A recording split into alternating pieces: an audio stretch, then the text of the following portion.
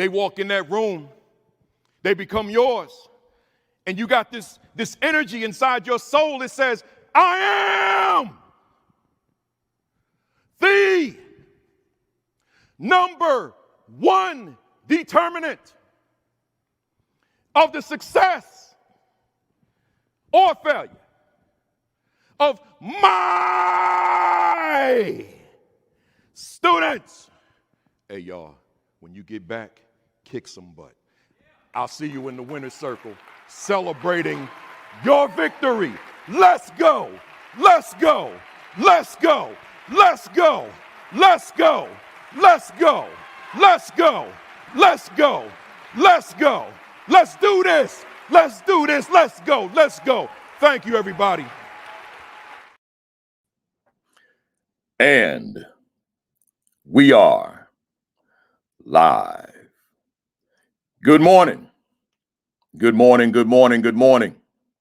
Welcome to week 225 of the AP and New Principals Academy. Let me see who we got checking in this morning. We got first and foremost Sharon Wright says hello to myself, the Queen, and the Fantastic Four. The Queen is on a cruise, man. I'm home. I'm cruising here on this laptop, but she's out there on the ocean. Here we go. We got Dr. Rachel Edo Eckett. Oh, by the way, I just couldn't make the cruise this year, man. My calendar was crazy. You hear me, somebody?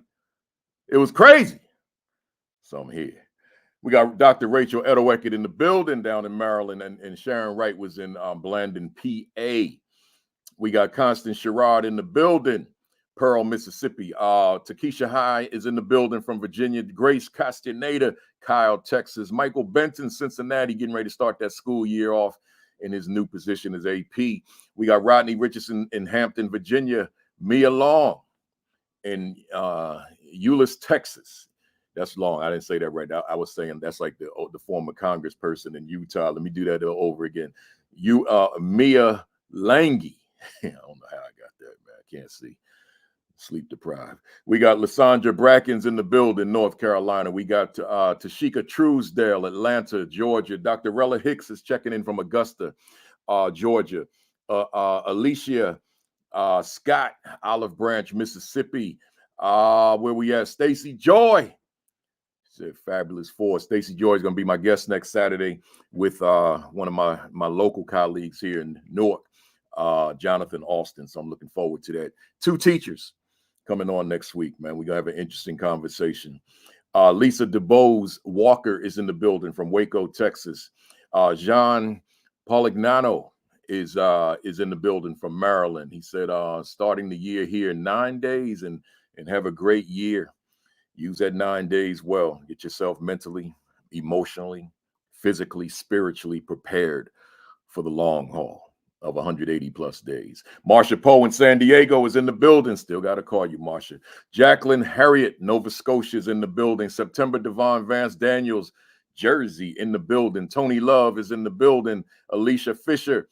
There's the Queen. She on the ship, man. Kimberly Broughton Kafele in the building, man. She on the ship. Yeah, I'm on the ship too, man. I'm on the ship. This the Kafele ship. I'm here. And I'm having Kafele ship, right? I'm on Kafele ship and I'm having Kafele ship. How about that, right? We got Stacy Ann Barrett in the building out in New Orleans, right? New Orleans. Nick James Wilburn is here, Dallas, Denton, Texas. He said, don't call me Dallas, man. I'm Denton. Denton, Texas. Yolanda McKinney is in the building. Where we at? Senerca Mooten is in the building. AP Patrick Lawrence, Connecticut, in the building. Let's see. My wife said, family said, let's go. So the fam must be watching. They all on the ship. Me and Baruti Jr. We here in the Jersey City ship. The rest of them, they on the ocean ship, right? Jabari and Cabria, the whole fam, right? We got LaKenya Rowland. Good morning. Dr. Rita Beta is in the building. Where we at? I'm getting ready to end it, y'all, so we can get started. Tommy Vincent Hilliard's in the building. Angela B. and Tommy Vincent Hilliard's in Baton Rouge. Angela B. is in the building. Shaw Mills, Fort Worth. Sean Hurt in the house, and he's one of the guests. Dr. Charlene Williams, Vancouver, Washington. Oh, she said even Skylar. That's the goddaughter. Skylar, hey, Skylar, you in the building? Oh, man, save me some seawater. Hey, Skylar, don't just watch right now when you see me and doing these intros. You stay on here for the next 2 hours. Lawrence Moulton is on. Moultrie is in the building. I'm getting ready to shut it down, y'all. Kari Phillips is in the building. My wife said we miss you. I miss y'all too, man. I miss y'all, but me and Baruti, man, we was at Citi Field last night watching the New York Mets get that win. We had a good time, man. Here we go. I'm getting ready to end it all. Let me end it with Dr. Roz Gaskins in the building and Melissa Jones Chunu. Oh, I got one more. And Kenya Williams, Principal Williams in the building in OKC. We're going to end it right there. Well, let me throw in Arlette Johnson. I can't forget Arlette Johnson, Connecticut AP Principal of the Year. And Dot McKee Vegeta, I can't forget her. And Kendra Washington Bass, I can't forget her. And Edwin Garcia, Jersey. I'm going to stop it right there. Those of you that I know and I didn't call you, we do have a broadcast to do. So let me say to everybody real quick, good morning. Greetings. Welcome to week 225. Can you believe it? 225 of the AP and New Principals Academy. And hey, y'all, I don't know about you, but I think I know. I think I know, right? Because you checked in. We already at a 206 real time. Nah, y'all here, y'all strong, man. So let me tell you something real quick. I just want you to know how I feel. Now I traveled this week. The wife is gone. That means I ain't getting no meals, y'all. Let me put that out there. I ain't getting no meals. It's like maybe I could find a noodle soup in the cabinet, right? Or maybe a couple slices of whole wheat bread. Hear that, Kim? That's how I'm eating right now. Maybe a couple slices of whole wheat bread, granola bar. Me and Baruti had some salt crackers yesterday, right? That's how I'm eating. Oh, I can't forget. I went to Citi Field for 2 days. So I had some hot dogs. I had some peanuts and some very salty popcorn, right? So let me say anything else. We went to Nathan's in Coney Island yesterday. So I had 2 hot dogs and some onion rings, right? So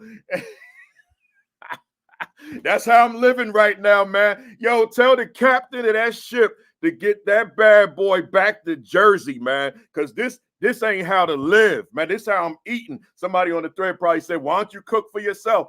I don't even know how to boil water. I'm not cooking. I don't know how to make toast, right? So, this is how I'm living right now. I probably lost about 20 pounds. I'm not even wearing what I normally wear. Y'all see me, I'm in a t-shirt. Right, so it's still Negro Leagues, but it's a t-shirt. I'm like way off kilter. But guess what? Despite that, I'm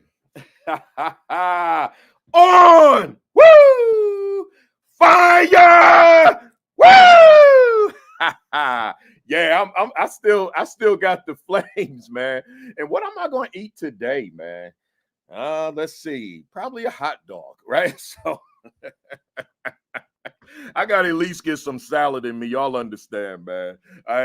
We ain't gonna get into that part, right? Y'all understand, right? So look, let me go through this real quick. Today is August 17, 2024.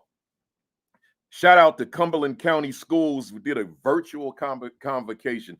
I was supposed to be there live, man, and then they decided to do virtual. So we made it work, man. Had a good time too, man. Cumberland County Schools, shout out to all of y'all if any of you are on here.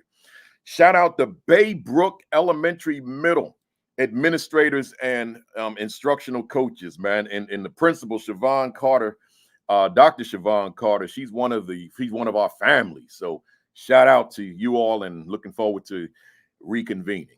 Shout out to McDowell Preparatory Academy in Detroit. My man, Dr. Brian Banks, man, we had a good time, man. Spoke to the staff, spoke to the leadership, spoke to the culture climate group, spoke to, man, all these different groups, man. Had a good time, but the leadership, Dr. Brian Banks, that's a bad man right there. If you don't know Dr. Brian Banks in Detroit, you better Google that brother, right? He's a bad man.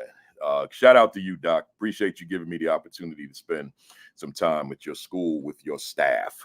Welcome to the first timers. But if, in fact, this is your first time, that means you've missed 224 sessions. That's a lot of sessions to miss, right? So you go to the YouTube channel, AP and New Principals Academy, and just binge watch. When you feel yourself gravitating to the TV, think of the brother, right? Think of me and say, wait, why am I watching TV when Kafele got 224, including today, 225 sessions on YouTube, and I don't have to pay a Hulu fee, right? I don't have to pay Netflix. I can just go free unless you got YouTube Premium, whatever they call it. But you don't need that. You just go right to YouTube, and we're giving you all this free PD, including how to, with the Fantastic Four, including how to interview to be successful on your interview for the AP or the principal position. For anybody that doesn't know, we're back on Facebook, Twitter, X, and LinkedIn. We're not just YouTube anymore. I tried that experiment for 1 week, and I'm not gonna say it didn't work. I'm just gonna say I didn't like it. Right? We had a lot of views, but I didn't like it. We had over 1,000 views. So but I'm used to quite a few more thousand. Right? So we back Facebook, X, LinkedIn, YouTube. Tell your friend, tell your colleague, we're on all the platforms, and we're going to keep it that way. Real quick, y'all, the leadership books that go with this platform, Is My School a Better School Because I Lead It? Wrote it in 2018.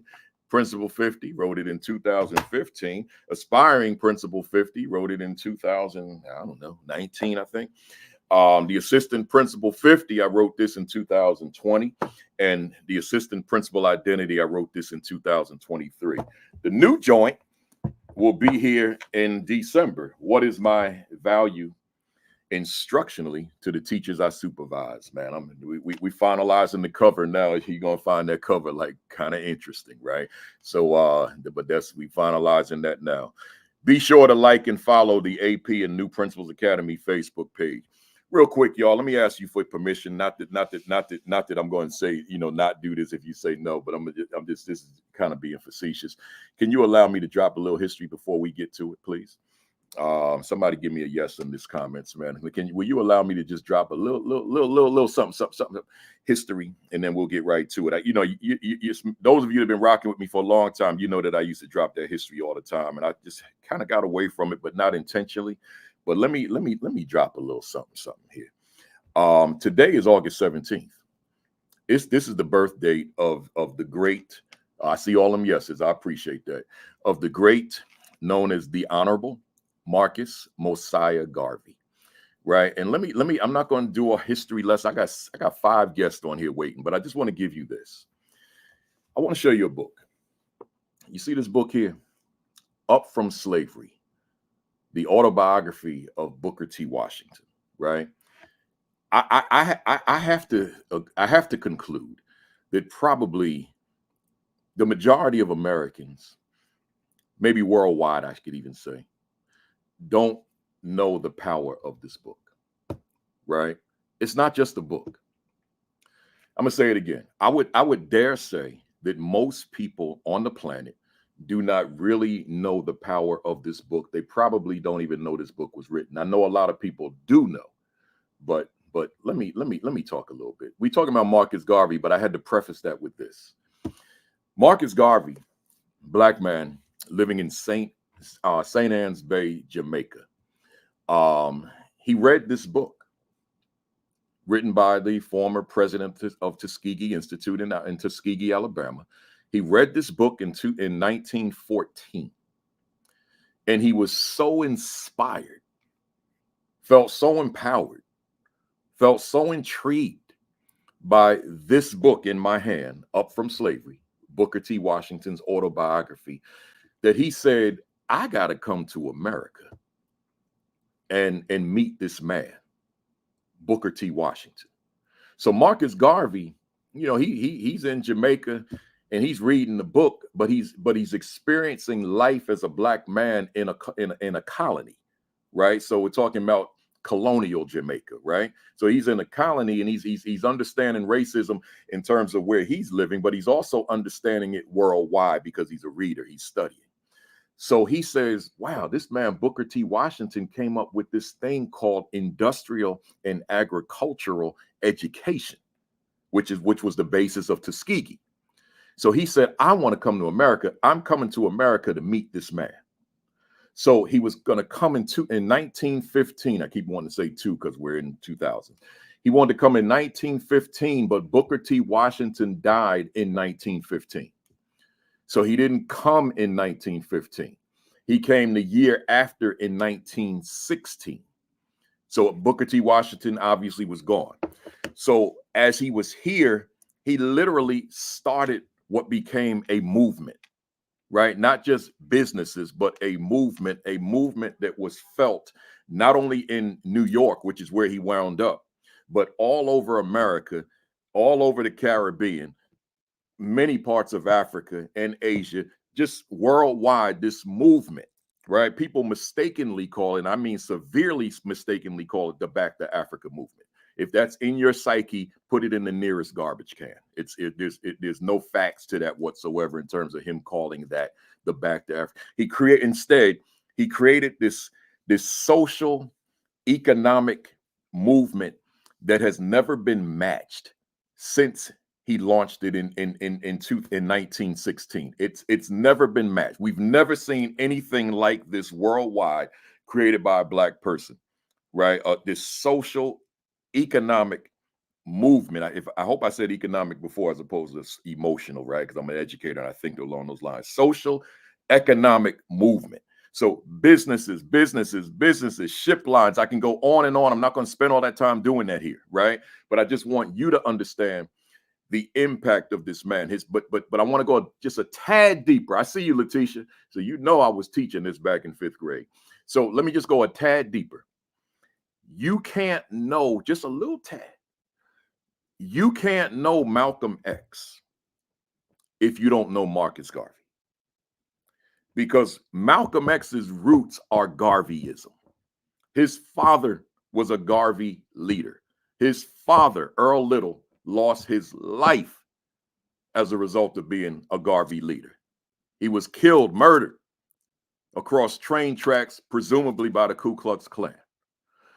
You can't know Elijah Muhammad fully because Elijah Muhammad, before there was a Nation of Islam, was a member of the Garvey movement, right? So, and I'll leave that right there. So between the two, but then when you look at overall just movements in America amongst Black people, you can never detach Garvey from any of it, right? And one may beg the question, when it's absent, why isn't Garvey in it, particularly on the economic side, right? So I'm saying all that to say to somebody, to the fam out there, if you don't know Marcus Garvey, if you haven't studied Marcus Garvey, I put a book on my thread this morning on Facebook, which would be the starting point, Philosophy and Opinions of Marcus Garvey. It's actually right here. Is behind the school bus up here. You can't see it. That green cover that you see up there, that's it. Philosophy and Opinions of Marcus Garvey. I strongly recommend it, but I also strongly recommend anything written by the author Tony Martin on Marcus Garvey. Read that. Anything he wrote on Garvey, read it, right? Anything that Dr. John Henry Clark wrote on Garvey, read it. Anything John Hope Franklin wrote on Garvey, read it. There's just so much out there, right? But more importantly, your children, your Black children primarily, but your children generally need to be familiar with them, right? So today is his birthday, August 17. He was born in 1887. So I just wanted to drop that, just a little history before we get to our topic today. I hope that everybody benefited from that. Enough said. Let's go. I got hit that share button for me, somebody. Hit that retweet, repost, tag somebody, go to them Facebook groups, let them know we're here. Hit the like button, hit the like button, hit the like button. That activates the algorithm. So make sure that you're doing that as well. And our topic today is going to be leadership essentials for the new school year, or leadership essentials for 24-25. And I see what you wrote, Lynn, UNIA. Still functioning. I know, right? But that's a whole nother conversation, man. Universal Negro Improvement Association and African Communities Leagues, but that's for a deeper discussion, right? Let me bring my guest on up here. Let me get him on up here. I got to change that background too. I do that all the time. Where's Sean at? He down here on this second tier. Let me see where we at. All right, let me get my screen right, y'all. There we go. I don't even need to change the background. We good. Hey, y'all. Good morning. Good morning. Good morning. Morning. For those that don't know, we have the Fantastic Four. Now, somebody might be saying, but there's 6 of you there. Why do you keep saying 4? Because there are, as I'm messing around with the screen here, there are 4 platforms represented here right now. Sean Hurt solo on Saturday mornings at 10 o'clock on Facebook Live. I think he's also on LinkedIn and Twitter and YouTube, right? All at Sean Hurt, I believe. But then, so that's at 10 o'clock every Saturday morning. And then that's followed by Create and Educate with the great doctors, Dr. Sheikah Houston and Dr. Tammy Taylor. And that's at 10:30. So that's platform number 2. Right. And then we go over to number 3, and that's just little old me, Principal Kafele, at 10:55. And then we shift over to Sunday afternoon at 5 Eastern, 4 Central. And that's the PDP podcast with Josh Tovar and Dr. Marie Moreno. And that makes 4 of us. So there's 4 of this professional learning for leaders, which is absolutely free of charge. There's nothing that you've got to pay. You don't even have to sign up for anything, register for anything. You just tune in. And here we are. So we've come together on this platform a few times now, and we're going to continue to do so. But today I wanted to focus on just back to school, like leadership. You know, we have I know that each of our audiences are a younger audience. You know, it's not necessarily we got the old heads. They're on here, but I know that the bulk of our audiences, we tend to have a lot of young folks who are trying to get to a certain level, and they count on some of the information that we share. So, and that's a good thing. So we set it up that way. And let me just go right to. Matter of fact, no, let me not go right to. Let me introduce you all. I'm not going to do bios today, folks, so you don't have to worry about me reading these long bios. And Josh, your screen went foggy on me again. So if you want to go out and come back in, you that Wi-Fi, get that max plan, right? So Sheikah, Dr. Houston, as I'm not going to be calling you by your first name, but Dr. Houston, tell us, just give us that elevator speech. Who are you? I'm a mom of 2. Elizabeth is 12. Isabella's 10. I always say I lead through the lens of a mom, so they are my inspirations. I'm a woman of faith. During the day, I'm the director of secondary interventions for Chester County School District, so MTSS is my jam. During the 28 years of experience, I've won multiple awards through the school, but the thing that led to Tammy and I doing our live stream with Create and Educate was that our report card improved 2 report card grade levels in 1 year. So we're part of the Fantastic Four because we want to give back, but I'm most passionate about giving those without a voice volume and shining a light on those not readily seen by others. Love it. Good stuff. Dr. Tammy Taylor, give us a little bit. Who's Dr. Taylor? Good morning. Dr. Taylor is a wife, a sister, a daughter, all those things that created me to be Dr. Taylor. And I'm a very, very proud principal who, as Sheikah said, comes to this platform this morning by way of humility and service, because I needed something that I didn't have. So I had to become what I needed. And that's how we started with Create and Educate. I am a entrepreneur with Sheikah, and we do the work that we do again to give back to others what no one at the time was pouring into us. So just very thankful and proud to be a part of this illustrious group. And also want to just say that being a person of faith allows me to be the woman that I am as not just the principal of a school, but as the leader of an entire community of people that I feel like my mission is to bring about the change that's needed in that particular context in our school. You know, strong stuff. But you said something that I had to write it down, and I don't want anybody to miss this, right? So I want to go back.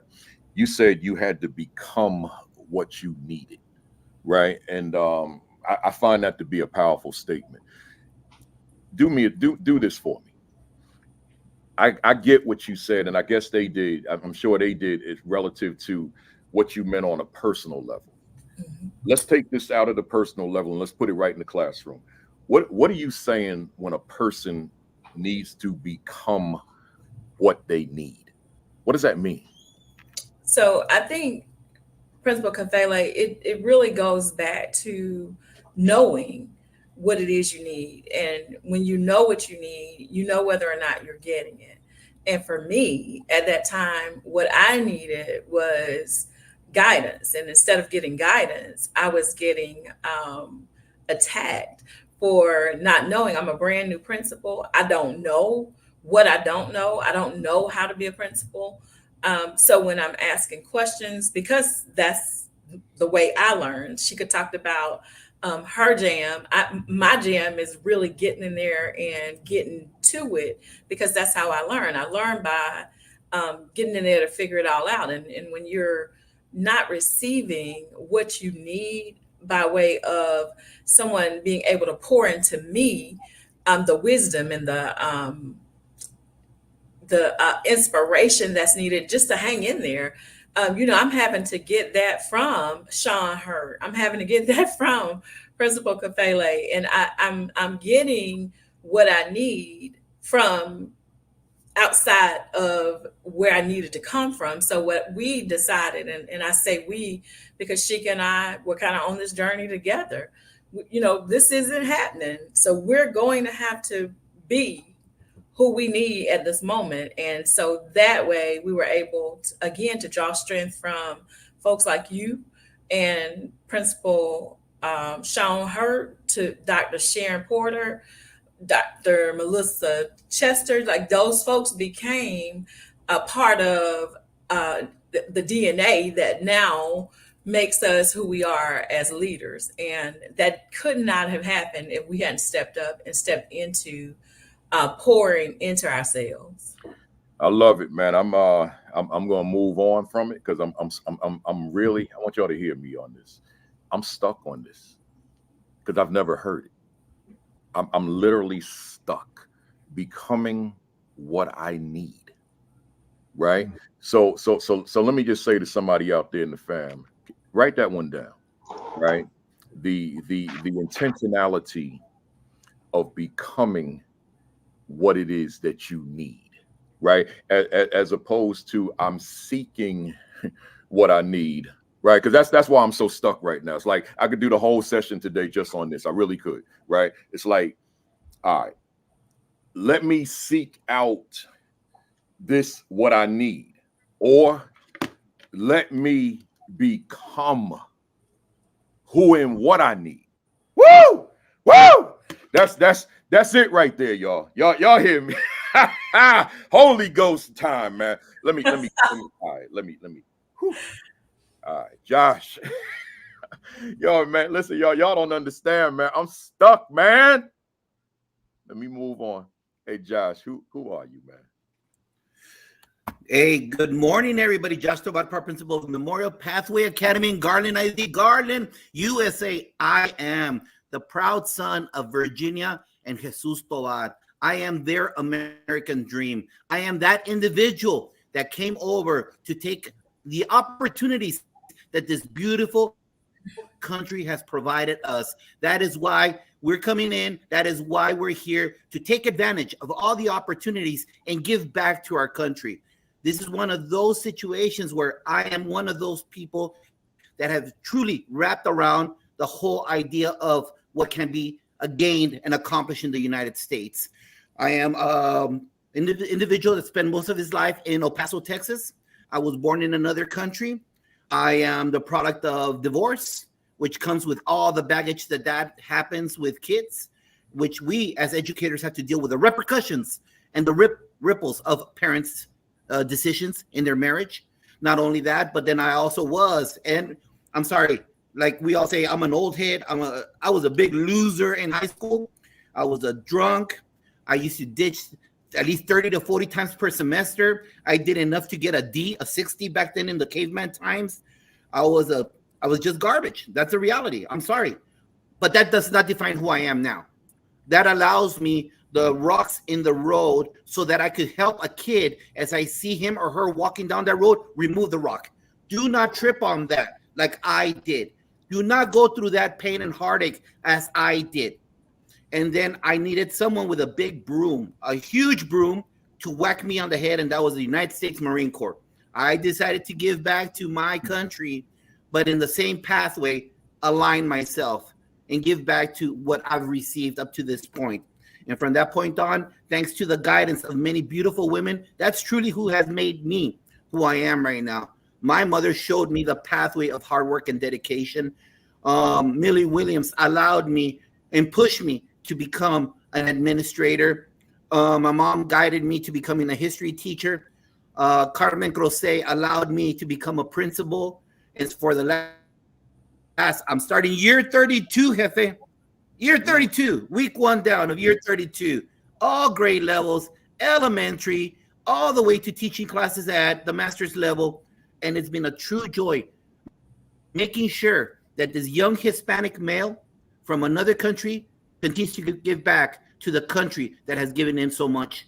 So let's remember that out there, everybody. When I came in the 70s, back in the Stone Age, people would look at us and say, you're draining the system. No, I've been giving back for the last umpteen years, especially to who will be the future of this beautiful country, our kids. That's why we're in education, the best profession out there, the profession that creates all the other professions. Yeah, I agree with you. I love it, and look how far you've come, man. I kept my wife up there. You see her profile pic. You trying to rub it in, right? You got that ocean background. Before I go to the newest member of the Fantastic Four, let me go over to Sean Hurt, and then I'm gonna come back to you, Doc. Sean Hurt, who's Sean Hurt? Well, Sean Hurt is a husband, been married for 19 years to my lovely wife, Erica Hurt. We have 2 beautiful kids. My daughter, 17 years old, Charity, and my son, that's 15 years old. Just been in education my whole life. Principal, teacher, the whole 9 yards. In the last 7 years, I've just been doing this consulting thing full time, traveling all around the world. You know what? I've realized this. This is what I've realized. I am so passionate about just kids learning, passionate about transforming schools, passionate about that. I know that if we had 1,000, 1 million educators on this podcast today listening, on Monday, there will be thousands of schools transformed. So that's I'm passionate. I can't sleep at night. I really can't. You know, I asked my wife a couple years ago, am I possessed with this? And she was like, yeah, because, you know, you're talking about it. You're at church talking about it. You're in the community talking about it. You're doing, you know, you're going you're really explaining that kids can have a quality education if we just set these schools right, focus on good systems and the whole 9 yards. So that's who I am. That's what I'm passionate about. And I don't care what anybody says. This is what I do. I love it. And you know, I got to say, when you told us on the thread yesterday, you know, I posted this pic of me from high school dunking a basketball, right? And I didn't know that Sean, 4-year scholarship, basketball. Yeah. I knew he played, but I didn't know to that extent. Yeah. This man went to college for free because of basketball. Yeah. You know, so you know, you think when you think you know somebody, you find out because you really don't. you know, because you don't talk sports a lot, you know, at least around me. So I don't know that that's a part of you, right? But yet you probably one of them experts out there with all the basketball knowledge, right? Just and all the numbers, particularly as you're a data guy, right? And then we got the newest member of the Fantastic Four, the Dr. Marie. Oh man, I just had a quick mental block. Moreno. Thank you, and welcome. I'm super happy to be here. First of all, let me just tell you, I'm honored. I am honored to be part of the Fantastic Four. When Josh asked me to help him, I was like, of course, I've heard about it, but I didn't know what I was getting into. And guess what? I am blessed, honored, and so humbled to be part of this amazing team with all of you guys. So who am I? I am a mom. I have two boys, a 30-year-old and a 21-year-old. So I'm what I call nestless. I have no children at home, which is amazing. Wait till you guys have that feeling. And it is truly amazing. But they do come to eat a lot. So Principal Kafele, I know you were talking about food earlier. Trust me, we got to have plenty of food around here. But a little bit about me. I am I was a principal for 20 years of a newcomer school in the Houston Independent School District. I founded Las Americas Newcomer School and had 32 countries represented, speaking 29 different languages. So talk about the fabric of this country, of all of these students that are coming into America, learning and seeking that opportunity. So my job was to help them acculturate, get them ready to be wonderful citizens and working class people out there. So I am super excited. I have many students have graduated and have done great things. So other things that I've done, I was Time.com Educator of the Year in 2022. So again, for the work that I've done around immigrants and refugees, I visited 12 countries. I kind of feel like in order for me to understand my emergent bilingual or my English language learners, I have to go and visit the countries that they come from, learn their systems, their background, their how they grew up, so that I can help support my teachers and my students and my families here in America. And how do I better acculturate them, help them make that better transition? Many of our teachers are struggling supporting our new arrival students. So how do we make that easier for them to understand, especially when they don't know the language, they don't know the culture, and they don't know how to best support them? So that's my intent, is really to support our students out there who are trying to make a better life for themselves and help them learn English. I just got back from Tanzania. I learned I guess you can say I was with the Maasai children, helping them learn English. They speak Ma and Swahili. And so I'll be going again in February and taking some educators with me, so that they can learn just like I did, being around other cultures and other languages and helping them understand what it's like to be a newcomer here in this country. Wow. That's you taking culturally responsiveness to a whole other level. And I did get that flyer you sent. Now that you've put that in context, maybe I need to be on that plane too. February. You hear that, Kim, out there? We might go to Tanzania in February.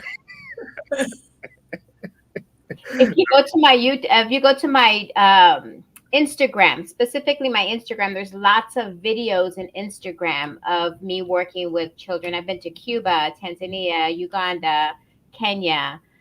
So if you go to my Instagram, you'll see videos there, but specifically for Tanzania, because I really want some folks to go with me. It's safe. I've been there already. I was there in February. And so I'll be going again in February 2025. So Principal Kafele, I'm going to hold you to it, buddy. You got to think. Yeah. Hey, hold on. You said we could push each other. That's a lie.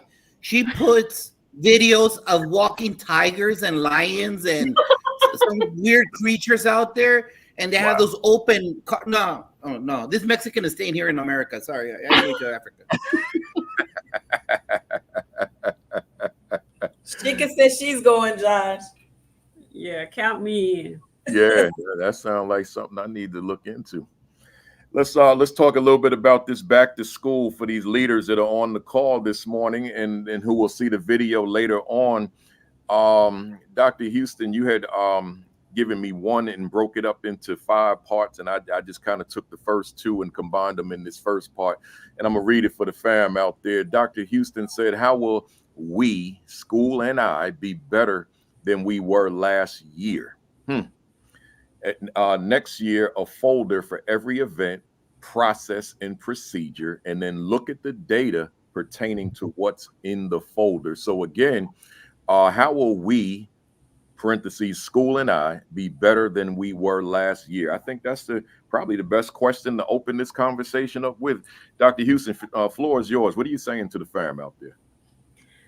So for me, we talk about being on that continuous improvement process. So if we're not constantly looking at how to better ourselves, everything that we're going to end up doing will be the same. Our world is changing around us. It's important for us as educators to not fall into that trap of being traditionalist. So I'm an old school person. I still write things down in my calendar. I like paper. I like to print things. So as a principal, I had a folder that everything that happened at my school, it said next year on it.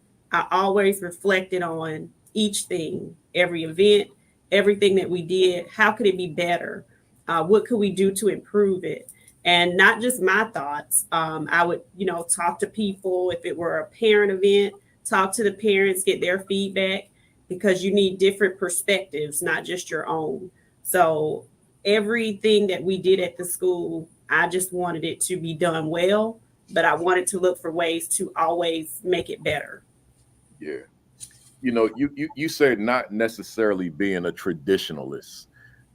When you say traditionalist, give us an example. What's in your head when you say that word? In education, I think that we fall into that trap of, well, this is how we've always done it, whether it be the curriculum. When I think about what units were required for me to graduate from high school in 1995, they are the same things that are required to graduate now in 2024.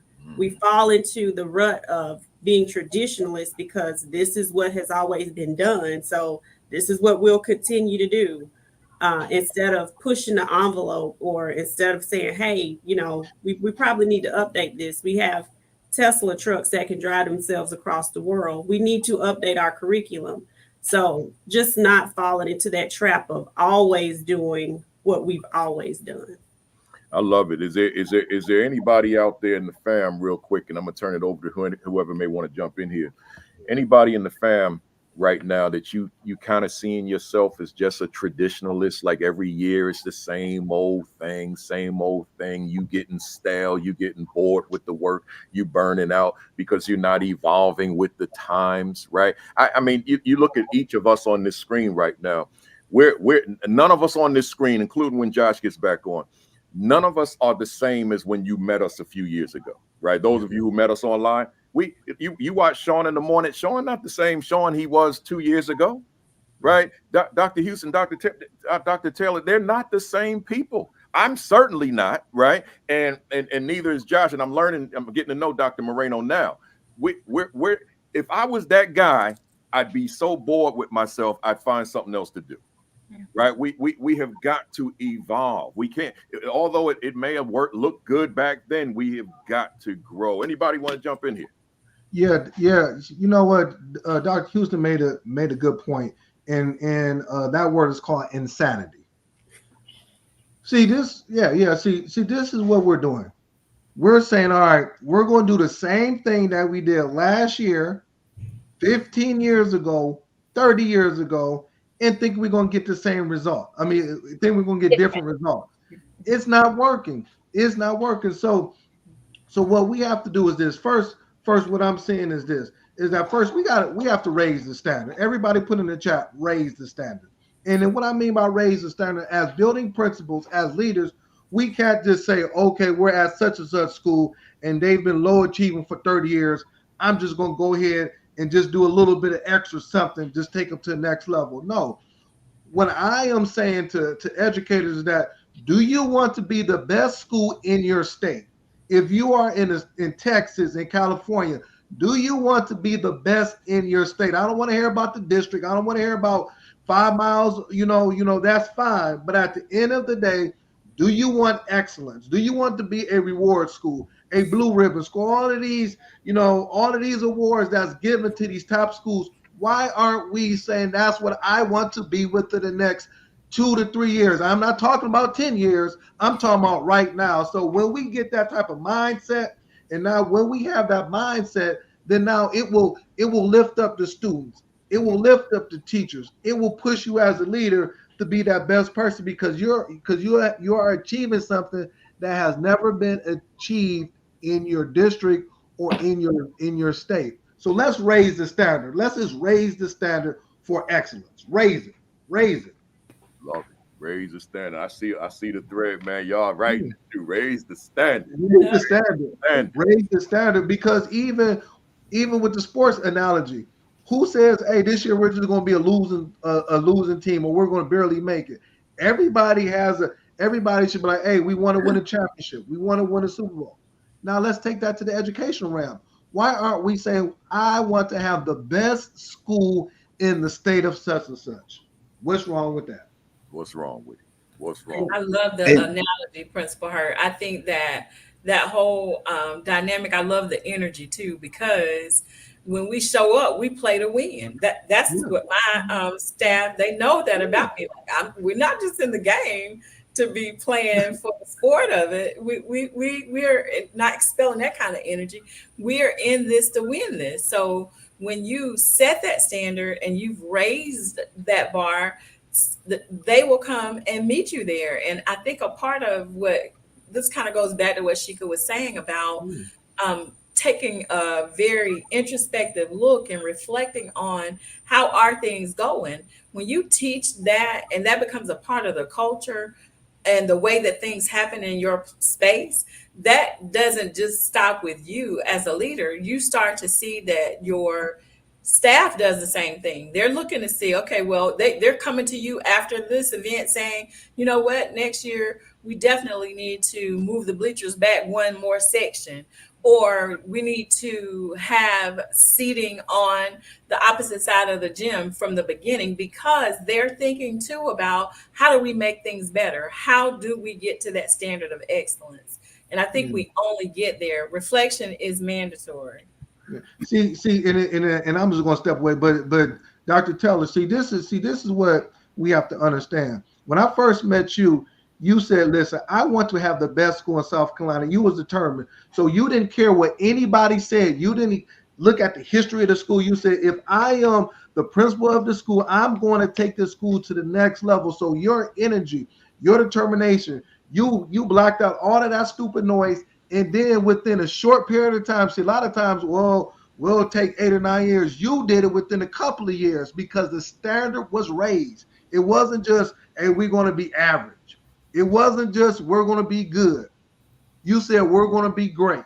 And when you said that to me, you exhibited that. You walked in that. You led by that. You came to work every day. You focused. And then now the teachers, the custodians, the parents, the students exemplify what you was bringing to the table. Now, how do we get 1 million principals to become Dr. Taylor? That's my question. That's what I need.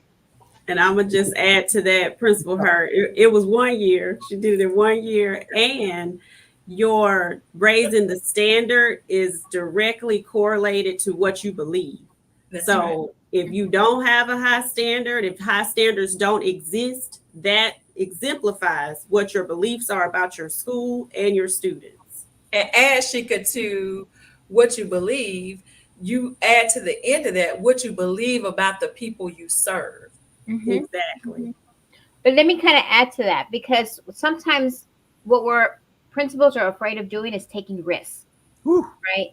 And so, I mean, they're always kind of being shadowed, or you have your executive principals, or those people that are kind of watching you, right? And so, I mean, and the only reason I say this is because, again, we have to have high standards, but we also have to fight for our schools. We live and breathe and live inside that school. We know exactly what goes on in and out of the school. So when we have people that are coming from outside of our buildings, yes, i.e. our supervisors, I get it. But sometimes our principals need to learn how to defend, stand up for your school and say, you know what, I don't think we should do this because, and then give them your reasons, of course, right?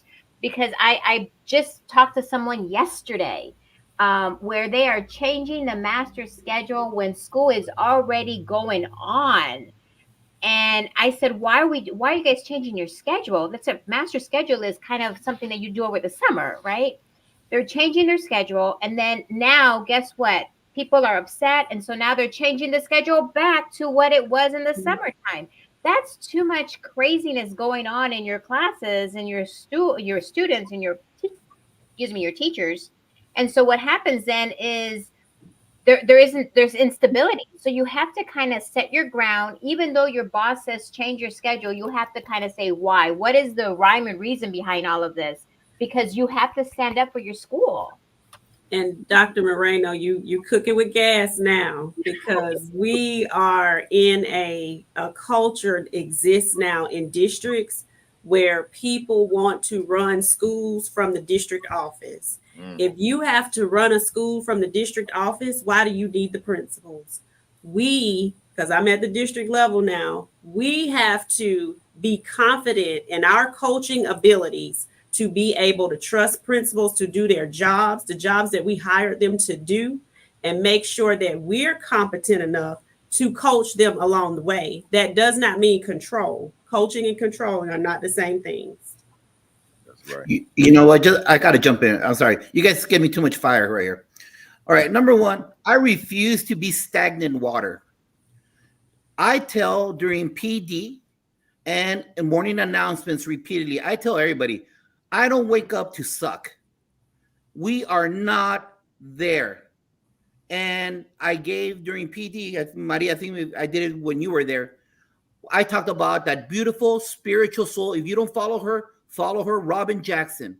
And I said, oh, we got 80%. Hey, what about those 20%? You want me to just throw them away? Where do I draw the line? Oh, but by this. No.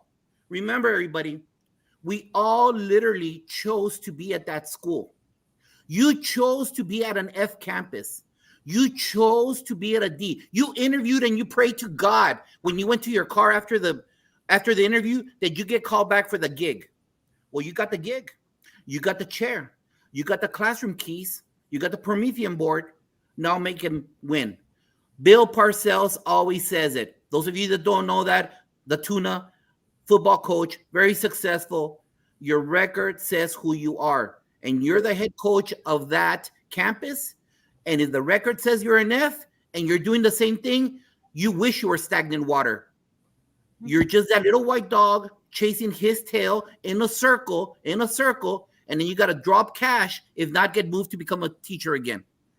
You have to do something different every year to fine-tune the beautiful things and add new stuff. And how do you do it? Whether you want to hear it or not, you better get on social media, because all of that is for free, especially on X.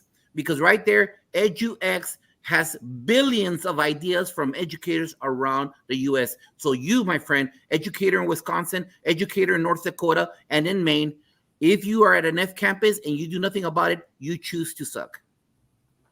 Love it. You know, before I go to this next one, let me just read this statement one more time for the fam out there.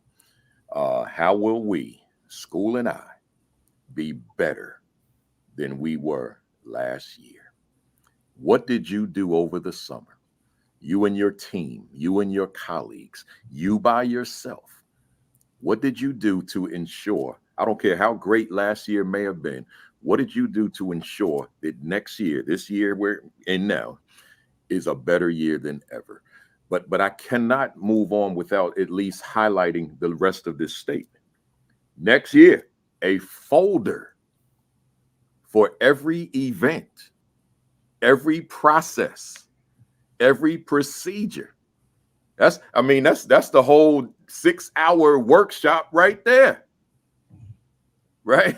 So, and then look at the data pertaining to what's in the folder. Man, let me tell y'all something. When I asked y'all for these 4 talking points, once I compiled them, I said to myself, why did I ask them for so much? when we could do the whole session just on one each. Because as you know, Dr. Houston, we have not exhausted what's on this screen. Right? We ain't nowhere near what's on this screen. When you talk about that A and B, right? It's so much there, y'all.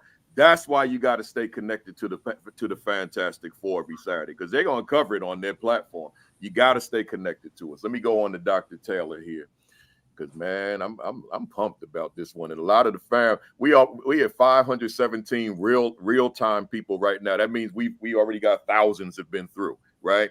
But 513 real time. Hit that share button, hit that retweet, hit that tag button, tag somebody, call somebody, text somebody, hit them Facebook group, those leadership groups, some teacher groups. Let them know we are live, and it's only 11:52 in the morning. We got time. So here we go. Dr. Taylor, leadership can be extremely complex. So we have to be willing to lead fiercely. Woo! Talk to us.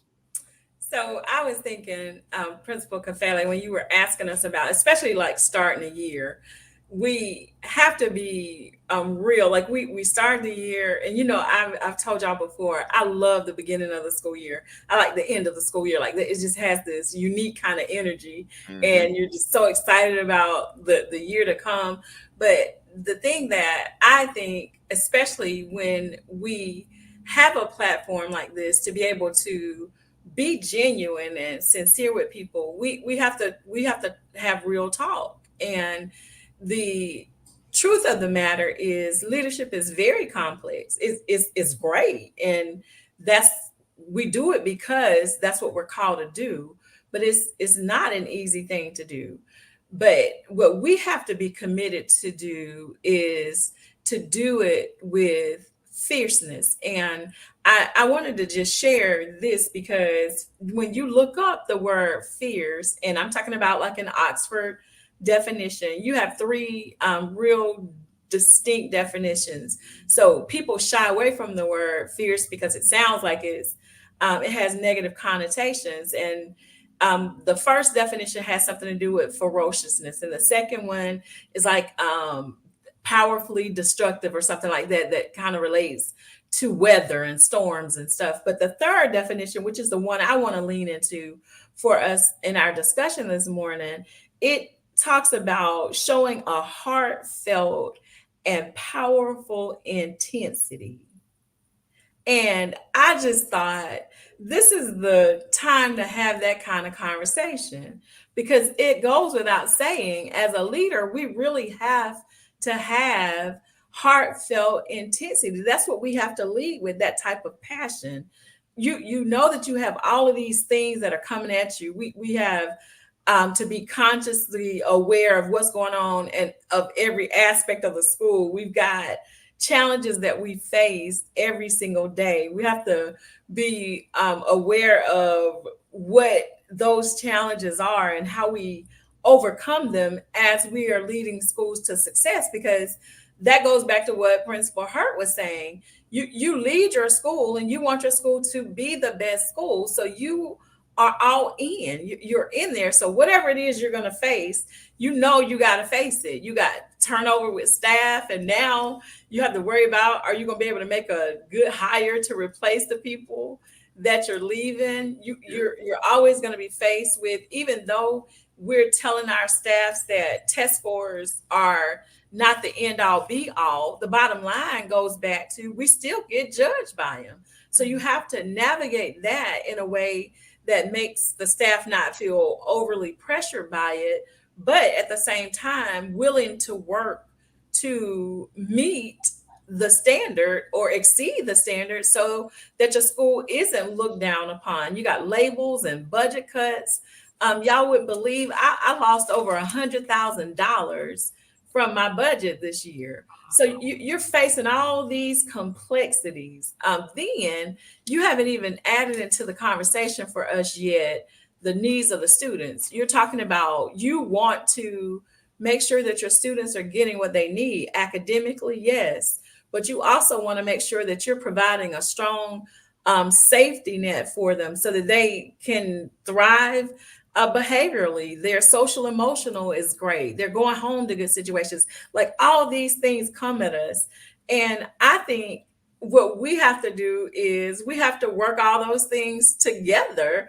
And you have to do that with fierceness. So to me, that fierceness puts it into perspective. It's kind of like the Bible says that all things work together for good. To me, that's kind of how that fierceness is. All of these things go together because we are not afraid to lead fiercely. We're not afraid to say it's good. This is what I'm faced with, but it's all good. The kids are good. The staff is good. The school is good. This school is good. This to me is such an incredible experience. So I think when we encourage people this year that we say, when people look at them and ask them, how are you leading? Say fiercely. I'm leading fiercely, because to me, fierceness is a mindset. And that mindset to me goes all the way back to something that we said when we first started. You have to be willing to do whatever it takes to move your school, to do what your children need for you to do for them, to meet the needs of your staff. We have to show up in a fierce way. You know, Dr. Taylor, I have I got so much I want to ask you about that, but I'm looking at the clock and I know that Sean has to leave soon. So I'm gonna come back. I'm gonna come back to you. I'm gonna throw Sean up here, and then we'll pick up. So Sean said, what will you do differently this year compared to previous? And I know we kind of delved into that, but I'm sure you got your own perspective on that as well. So unless you want me to go to a different one.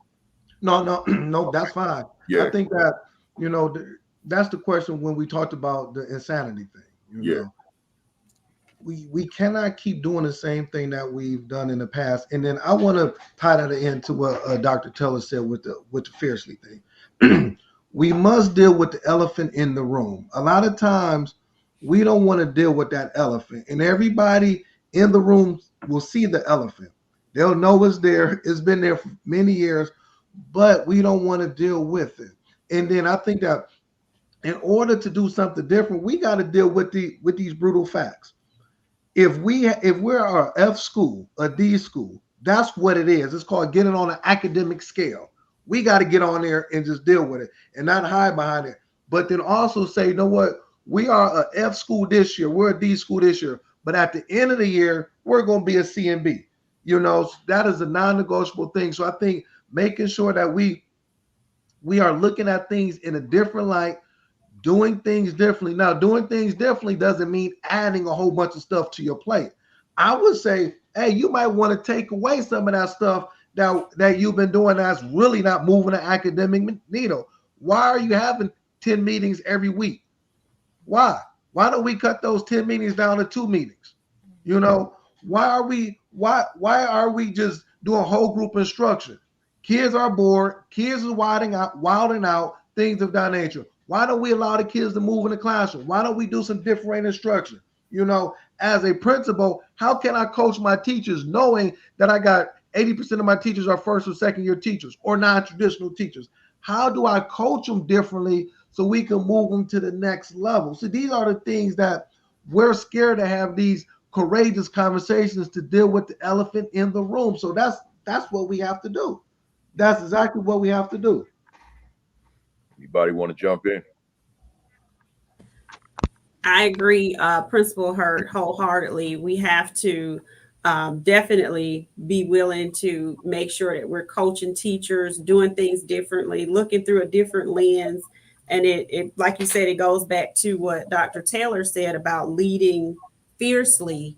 You can't be in education and the reason that you're in leadership is to check a box to say, hey, I've done that for 5 years. Now I want to move on to the next step. It can't be a resume builder. If that's your why, please run to Amazon or somewhere, Tesla, some company where that won't matter as far as people. If your why is not connected to children, if it's not connected to teachers, if it's not connected to a community and making things better, then that's not what is needed. We need people who actually care about children and making sure that we're supporting teachers to help things to become better in all of our communities for every child.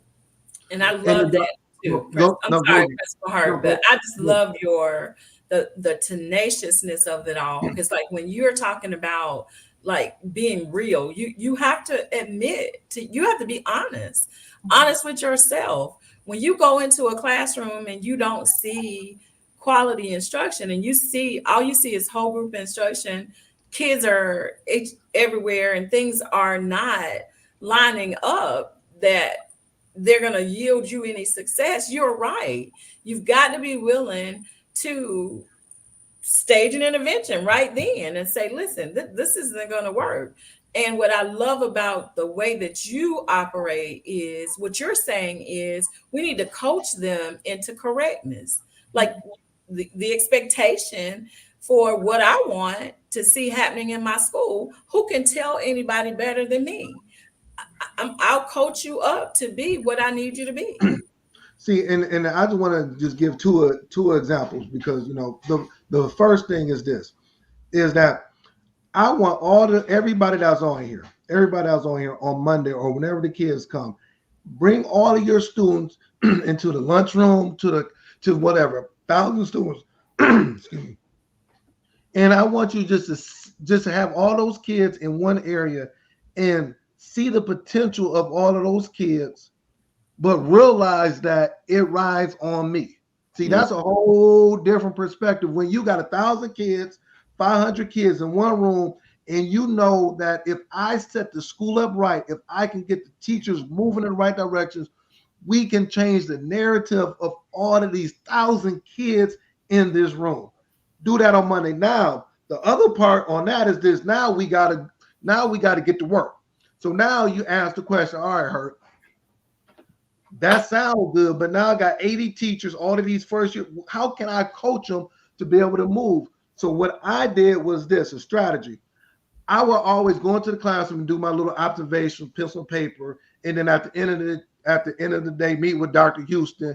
And then I forgot about what she did. Dr. Houston don't remember what she taught at 9 o'clock, and it was worthless. So what I did was that, and I got this from football. They will always watch film on Monday after the football game. So I would go with my little cell phone, tape a 5 or 6 minute lesson, just tape it. And then now when I sat with my teachers, he would watch themselves teaching in the classroom. So they would self-evaluate themselves. And then we would see from September to November, that was the quickest or the fastest way that my teachers got better teaching when they would see themselves teaching. And then come November, those first and second year teachers or those teachers that were struggling, they quit struggling about November because now they was able to see, okay, that lesson was boring, or maybe my DOK question was at a 1 or 2, or I didn't get the kids to move, or whatever it may be. They were self-correcting themselves based on coaching themselves and watching a video of themselves. So I would say for principals all over the world, videotape. Just takes 3 or 4 minutes, just tape a lesson, sit with the teacher, sit with your grade level, and let's watch some quality instruction. Mm-hmm. Hey, I love that idea. Coach, real quick. There's this one. I'm sorry, Marty. There's this one guy. He taught me about Mrs. Potato Plant, and Mrs. Potato Plant in the classroom is the issue. Okay, so this wise man, when he talks about Mrs. Potato Plant, that's the issue, because you don't want to go talk to Mrs. Potato Plant. And the issue that we have D's and F's is because the people that have the chair refuse to talk to Mrs. Potato Plant. Yes. And if you refuse to talk to Mrs. Potato Plant, then you're going to continue being the white dog chasing his tail in a circle. And if you don't have the wherewithal to talk to Mrs. Potato Plant, then you are going to be moved to the warehouse. because your scores will come back as an F. Just a thought. That wise man, I know him, and he brings knowledge. But let me tell you, I mean, that is so true, because let me tell you, I tried that. I tried Mr. Potato Head, because it's that teacher that doesn't want, it's the same old, never want to change person, right? And we know nothing is going on, and the kids hate going to that classroom, and you're trying to herd them in there because they don't want to be in there, right? And so, but I tried that, Coach Hurt, that I asked that teacher. I mean, I had to be bold enough to say, you know what? Why don't you videotape yourself? We'll hide a little camera in your room. And this is what she said. Do you want me to call the union on you? Because you can't do that to me. And I said, no, ma'am, this is what I'm asking you to do. I need you to watch your own video. I don't want to see it. I don't want to see the video. I just want you to just evaluate. It's called self-reflection. I'm telling you what's going on, and you seem to have different opinions of what I'm seeing. So instead of me telling you, why don't you just see yourself, this outer body experience, right? Of having you see yourself in the classroom and evaluate what the kids are doing in the classroom and seeing how are they responding when you're asking them. Look at their faces, whatever you need to do. And if you feel like you can come and talk to me, even you want to just break up the clip and say, can I show you this for a second? And just show me a 2-3 second clip of what this video is showing me. And then we can have a conversation about that. And so we tried that. And you know what? It was amazing. She finally, all of those, this, I don't even know what you call it. Where she kind of made herself this fortress where she wanted no one to talk to her about anything. It finally started coming down, and she started trusting. So a lot of it also has to be with trust, right? They have to trust the principal to make sure that they are not out to get them. Principals are out there to support. That's the end of the game. We want to make sure our kids are happy, successful, wanting to go to class, and not having them to force them into a class. I tell my teachers all the time, if my kid or your kid can't be in your classroom and you don't feel you're good enough, then you need to be out of the classroom, right? I mean, at the end of the day, it needs to be as good enough for your own personal kids to be in there. That's right. Yeah, but that goes back to, well, no, I'm sorry, Principal Kafele, go ahead. No, I was saying, I was agreeing. It's on you. Yeah, so, but that goes back to the classroom. What is our expectations for our school? Now, if we want to have the best school in Texas and Michigan or wherever we're at, then this is what we gotta do. This is non-negotiable. You know, we negotiating stuff, and now we gotta stand on our own 10 feet. I mean, let's say 10 feet, 10 toes, 2 feet. Let's say 10 feet. Yeah, and really say, you know what? We are not going to negotiate this. This is nothing. It's not personal. I love everybody in here. But at the end of the day, I have to have the best school in Michigan. Mm-hmm. In order for us to have the best school, this is what we're going to do. So if you can hem and haw, you can do all that you want to do, but this is what it's called best practices. We're going to put best practices in place in order for these kids to achieve. And then my other part that I always tell my staff, and everybody get this, I had an 80-20 rule. Everybody is not going to agree with me, but I just need 80% of the staff in my building moving in the right direction. The other 20, you either going to get with the program or you're going to get off the boat or get off the bus. And once you get off the bus, you're not coming back. I just need 80% because the 80% could cover the other 20%. Dr. Taylor, you laughing because you know it's true. I just need 80%. I just need 80%. And a lot of times what we're doing, Principal Kafele, we're focusing on the 20%. We give to 20%, 100% of our time. I said, no, I'm going to give the 80%, 100% of my time. And y'all 20% either come with us or, hey, we good. We good. You know, and I think that even in this conversation right here, even here, this is the problem, even amongst us. We all love each other, fact, all right? But I'm talking about semantics. We start off with, we need to address Mrs. Potato Plant, but then we have to build trust. No, Mrs. Potato Plant has been killing kids for years. You cannot build trust. There is none of that. That's why it's an F campus, because Mrs. Potato Plant has a powerful seed, and it spreads to new seeds when they come in and you hire them. So even amongst us here, the semantical terms of, we have to build trust and relate. No, we treat everyone as a professional. We love them. We got their back. But if we know that they're harming kids, what if it was your kid that Mrs. Potato Plant is harming? So I'm telling you right now, yeah, trust in all the books, 10 billion leadership books in school. Yeah, I got you. But you know what? That person gave up her trust or his trust when they started harming kids. Oh yeah, Josh, it's a ticking bomb. Okay, it's a ticking bomb. I'm not saying trust forever. You either trust me or not, and then afterwards, I start documenting. You got to. I mean, I have to make sure I got to get these teachers out.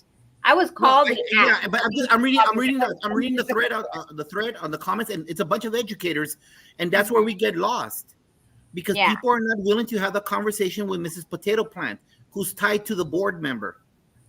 Does that mean I'm not even going to walk? That's like a 7-hour conversation. Yes. On that one. But in the end, we have to have the wherewithal, and I agree with you. And I know you did that. But I'm just saying, oh, yes, we have to trust them. Yeah, trust. But we have our job. The cross guard has their job. The cafeteria has their job. Everyone has their job. That kid sitting in that chair that has been flunking for years doesn't have a job. What are we doing to make sure we coach up that teacher either in a good way or not good way, and we help them along to be successful one way or the other? The other part, go ahead, Principal Kafele. No, I was getting ready to intervene only because of Sean's time. I was going to give you one more of your talking points if you have the time. Unmute. You good? Unmute yourself though. I'm good. Dr. Houston, go ahead, and then I'm gonna give him his other.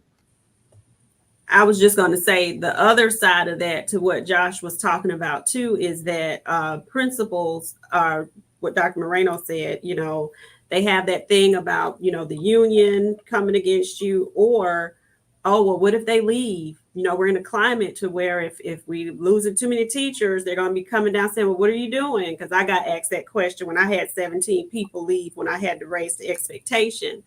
And you want good instruction in place and believe that you can build a culture to do that, which I was able to replace everybody, you know, or we're just accepting the status quo, and we can't accept the status quo.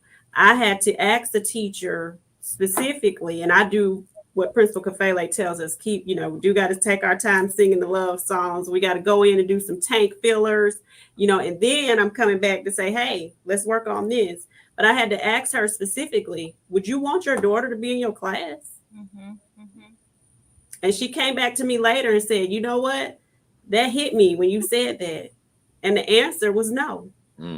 So I want you to do right by these children like you want somebody to do right by your daughter. And sometimes we just got to keep it real with people. That's right. That's right. Yeah, Sean, I'm gonna give you another one because I know you gotta run. I was really intrigued by this one, so I'm skipping something and I'm going right here.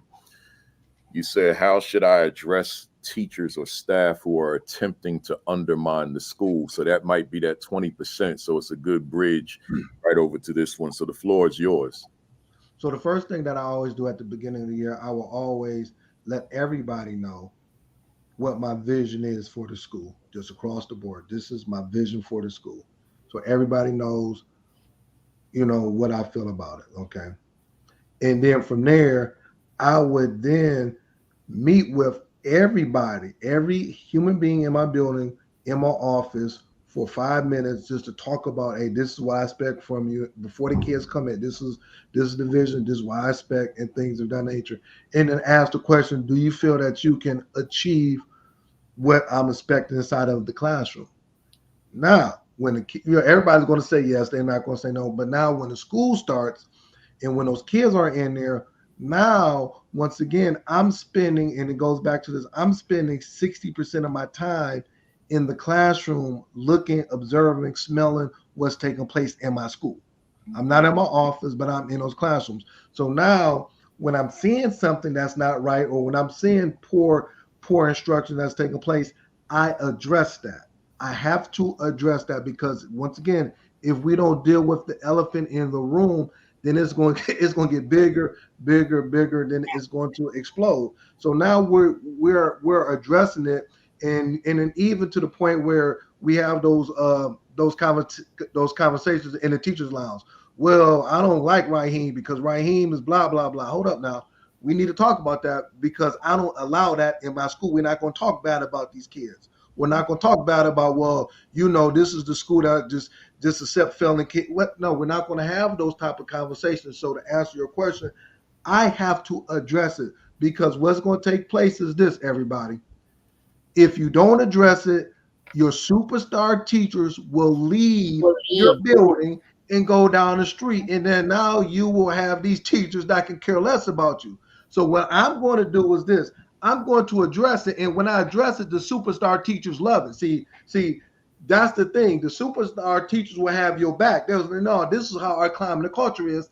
And then them teachers, Mr. and Mrs. Potato Plant, that don't want to do right, they'll leave. So that's how kind of I address it. But I have to go. Thank you very much, Principal Kafele. I gotta run to Pittsburgh. And drive safely, man. Thank you. Love everybody. This was a good discussion. Yep. Both ways. All right, folks. If you know who those people are? You know who those people are that he talked about? Those 20%? Oh yeah. They have a special name. You know who they're called? What they're called? They're that? The Weebies. Oh, the Weebies. We be here before you. We be here after you. Yeah. One more thing before I go to Tammy. I was just writing this down because I didn't think I was going to find it, but I did. Darlene Pettit, I'm hoping you're still there. I'm sure you are. I thought this was really good for the fam. This on the other side of my camera. What is your advice for principals who forget to look at themselves first before leading at their campus? Let me give you my short 2 cents, and then I want to turn this over to you all to because for Darlene to ask this question, it apparently means something to her, right, on whatever level.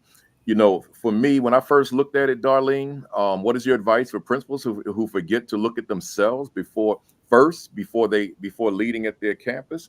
Then there's a question. It's actually a workshop I created.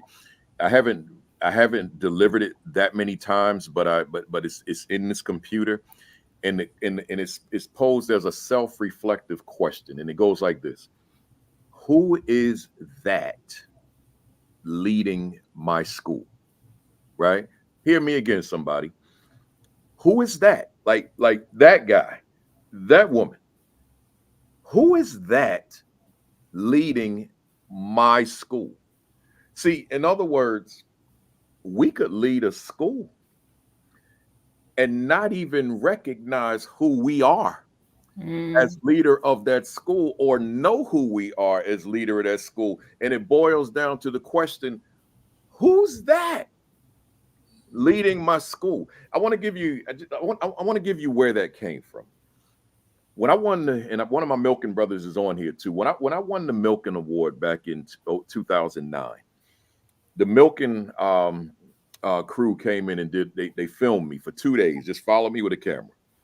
And there's this scene where I'm putting pictures, because I always had pictures of former students on my office door. So I'm taping a picture of a former student who came by the school to give me the picture, and I'm taping it on the door. And I think it's the first time that I'd ever seen myself from behind. See, I'm used to seeing a video, a picture, whatever, in front, but I never saw me from behind. And to this day, I saw the video for the first time in 2010. To this day, if I go on YouTube right now and look at that video, I still trip when I see that scene. It's like, wow, that's me, right? Who is that guy? Because I'm not seeing my face. I'm not seeing my the front of me. I'm seeing me from behind. So it led me to create this workshop, which folks don't know I have it. So it's not on my website. So that's why I haven't done it much. Who is that leading my school? Well, let's go to what you just said, Darlene. What is your advice for principals who forget to look at themselves first? That means you got someone leading a school that doesn't know who they are. They just in the building going through the motions. They probably don't have a concrete purpose, a concrete mission, a concrete vision. They're just employees leading other people, or at least attempting to lead other people. You can't do this unless you are clear on who you are. What is my why? What is my identity? What is my presence? What is my impact? What is my vision? What is my vision? What is my value? If I don't have at least a grasp of what those are, then it goes to your question. What advice for principals who forget to look at themselves before they lead? You better look at yourself. You better get yourself like a journal and start doing some writing and figure out who am I? That's right, the mirror. Who am I? Like, who is this entity inside of me? And that's what you got in that school. They forgot to look at themselves, in my strongest estimation. You got a leader that's clueless as to who that leader is. That person may know themselves outside of leadership, but they may not know themselves within leadership. Y'all jump in here. And sometimes it's leaders who are looking for those pats on the back. I want to be seen as the person I want to be seen as someone doing a good job, or I don't want to be seen too obstinate. I don't want to look like I'm going against the grain, or I don't want to look like XYZ to those who are in authority. And that's not what it's about. If people in authority don't see your why, your passion, then that might not be the place for you. That's right. Or the passerbys, right? It's those principals that are there for, 6 months, a year, maybe a year, because now there is this next best thing that's out there. So they are just jumping kind of thing. So that's the other thing also, is they don't commit, right? If you're going to take the chair, then you have to commit to that school, to that community, to those students, so that you are then providing them with your clear vision, your clear mission to make them, an A school, to make it a blue ribbon school, to make it a, the best school in Texas or wherever you're from, right? But that's the commitment that you bring to that chair, as opposed to, I'm here because, I need to be a principal for a couple of years so I can be a superintendent, because that's not good either. It's not. And the frightening thing is, if you don't spend time getting to know yourself and whatever strengths and inhibitions you bring to your position, there's no way for you to really get to know the people that you're leading. Because in order to know them, you have to know you. You can't help someone if you don't even know how to help yourself. Yeah, absolutely. And it's a lot of it is modeling, right? I mean, it's the podcast that you listen to, it's the books that you read, it's the conferences that you go to, it's all of that. You have to be a continuous learner yourself, because we are in a world of multimedia, social media. We have AI now coming down our throats, and we have no idea what all of that is.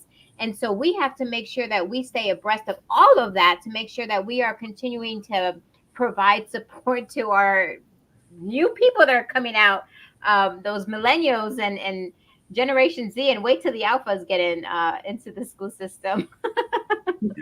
Yeah. Hey, you know what, Jefe? I'm gonna stick to my yellow pad and my pen and paper. The only thing I would say is this: I can't relate to someone that complains about the chair. I cannot relate to another administrator who complains about the school they chose to be in. I can't relate to that. That's toxic to my thought process. Michael Jordan and Kobe Bryant did not want to be around people that didn't put in the work like they did.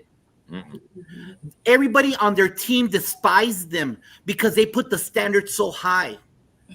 So the best thing that we can do, we're not MJ, we're not Kobe in our sphere. We have best practices to what we've learned from through our upbringing, through our education, and our experiences in school. And the best thing that we can do to help someone else self-reflect is put it out there and lend a hand. You all know that I send 10 billion texts every month just to say, hey, you need help? I got you. So you have no excuse. And that's what all of us that have something, you ladies understand about being told and talked down to. that you are horrible administrators, and you know the stigma that comes with that conversation at Versailles, at central office, the ivory tower, and they speak ill of you and they besmirch your name all over. But then when you prove them wrong because the kids are successful where they're not supposed to be successful, then you bring so much street cred to that individual in Bismarck, in Baton Rouge, and Buenos Aires, wherever it might be. So we need to keep on spreading out with the Fantastic Four the message of success, because it can be done.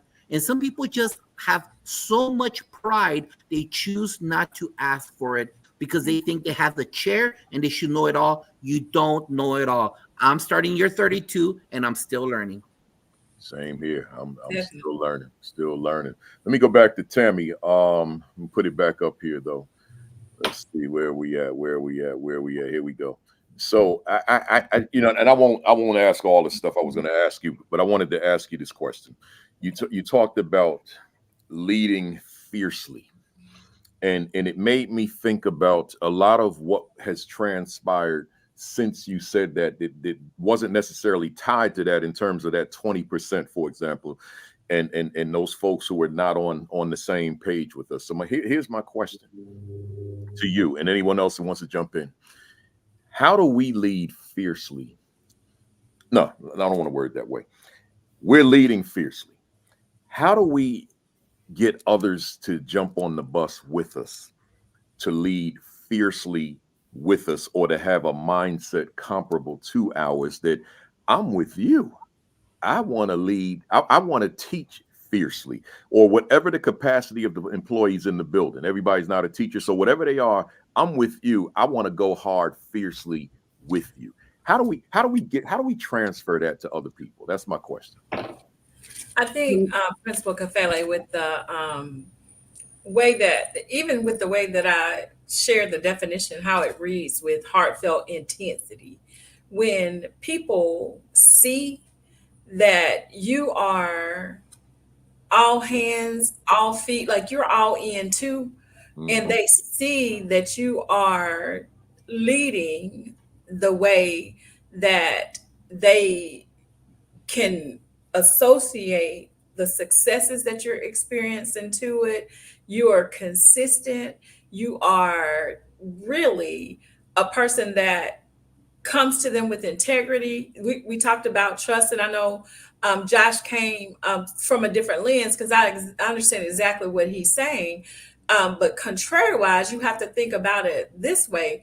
When you have people who are on the team that want the same thing you want, and they share your passion, they share your vision, the trust that you build for those people is what allows them to follow you in a hard way. And so when your culture is built on that heartfelt intensity, everybody goes hard. You don't have to worry about the people seeing or coming on with you, or people lagging behind it. And I think Principal Hurt's right. You're always going to have a few people who are not with you, and that's okay. But for the most part, when they see that you have no ulterior motive, and this is not the next step for you, you're not here biding time, you're in this to do what you can to make this the best school you can make it. You're providing children with what they need. You're supporting the staff, and you're doing all that with heartfelt intensity, which is what fierceness is. You get that to become what is considered the norm of campus. This is my culture. This is what we do at GFE. If you're going to be a part of this team, this is how we go down here. Everybody has that mindset of fierceness. We do whatever it takes to make it happen down here. I think you know what, just real quick, you know what quote I go by with this to finish this off? Nothing will kill a great employee faster than watching you tolerate a bad one. Whew. Yeah, that's powerful. That's powerful. That's powerful. That's another one I need to write down. That's another one. That's a whole session. Right? That's a session right there. What do you think about that, Dr. Marcus Jackson out there? That's a session, right? Right. So with that said, let me go to you, Josh, because We at 12:30, and we haven't even heard from everybody yet, right, man? I ain't never gonna reach out to y'all and say, "Give me 4" ever again, man, ever. And matter of fact, I have what I need for the for the next time we come back together. Here we go. Josh said, how administrators can connect with other admin to start the school year to ensure a PLN, professional learning network. Talk to us. Just that, Jefe. I know. I mean, this is something that we've already embedded in other conversations. We choose to be not successful because we choose not to reach out. And that paradigm will always be, now that you've got the keys in the chair, I need to know how to do it. No, you don't. Because as an AP, you really don't have all the duties, let alone most principals don't allow you to touch the budget. So you're already coming in with a deficit of knowledge. If you're always the attendance AP, you really didn't deal with a lot of discipline other than attendance discipline. If you were the master schedule AP, you really didn't deal with the books and the buses, because it depends on how that principal put you in your silo.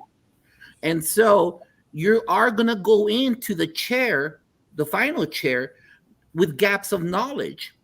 So I'm very blessed right now in my current situation that I have an AP that knows the software that we use like the back of her hand. Dr. Montgomery knows the system great.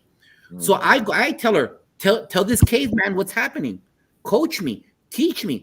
I have no problem bending the knee.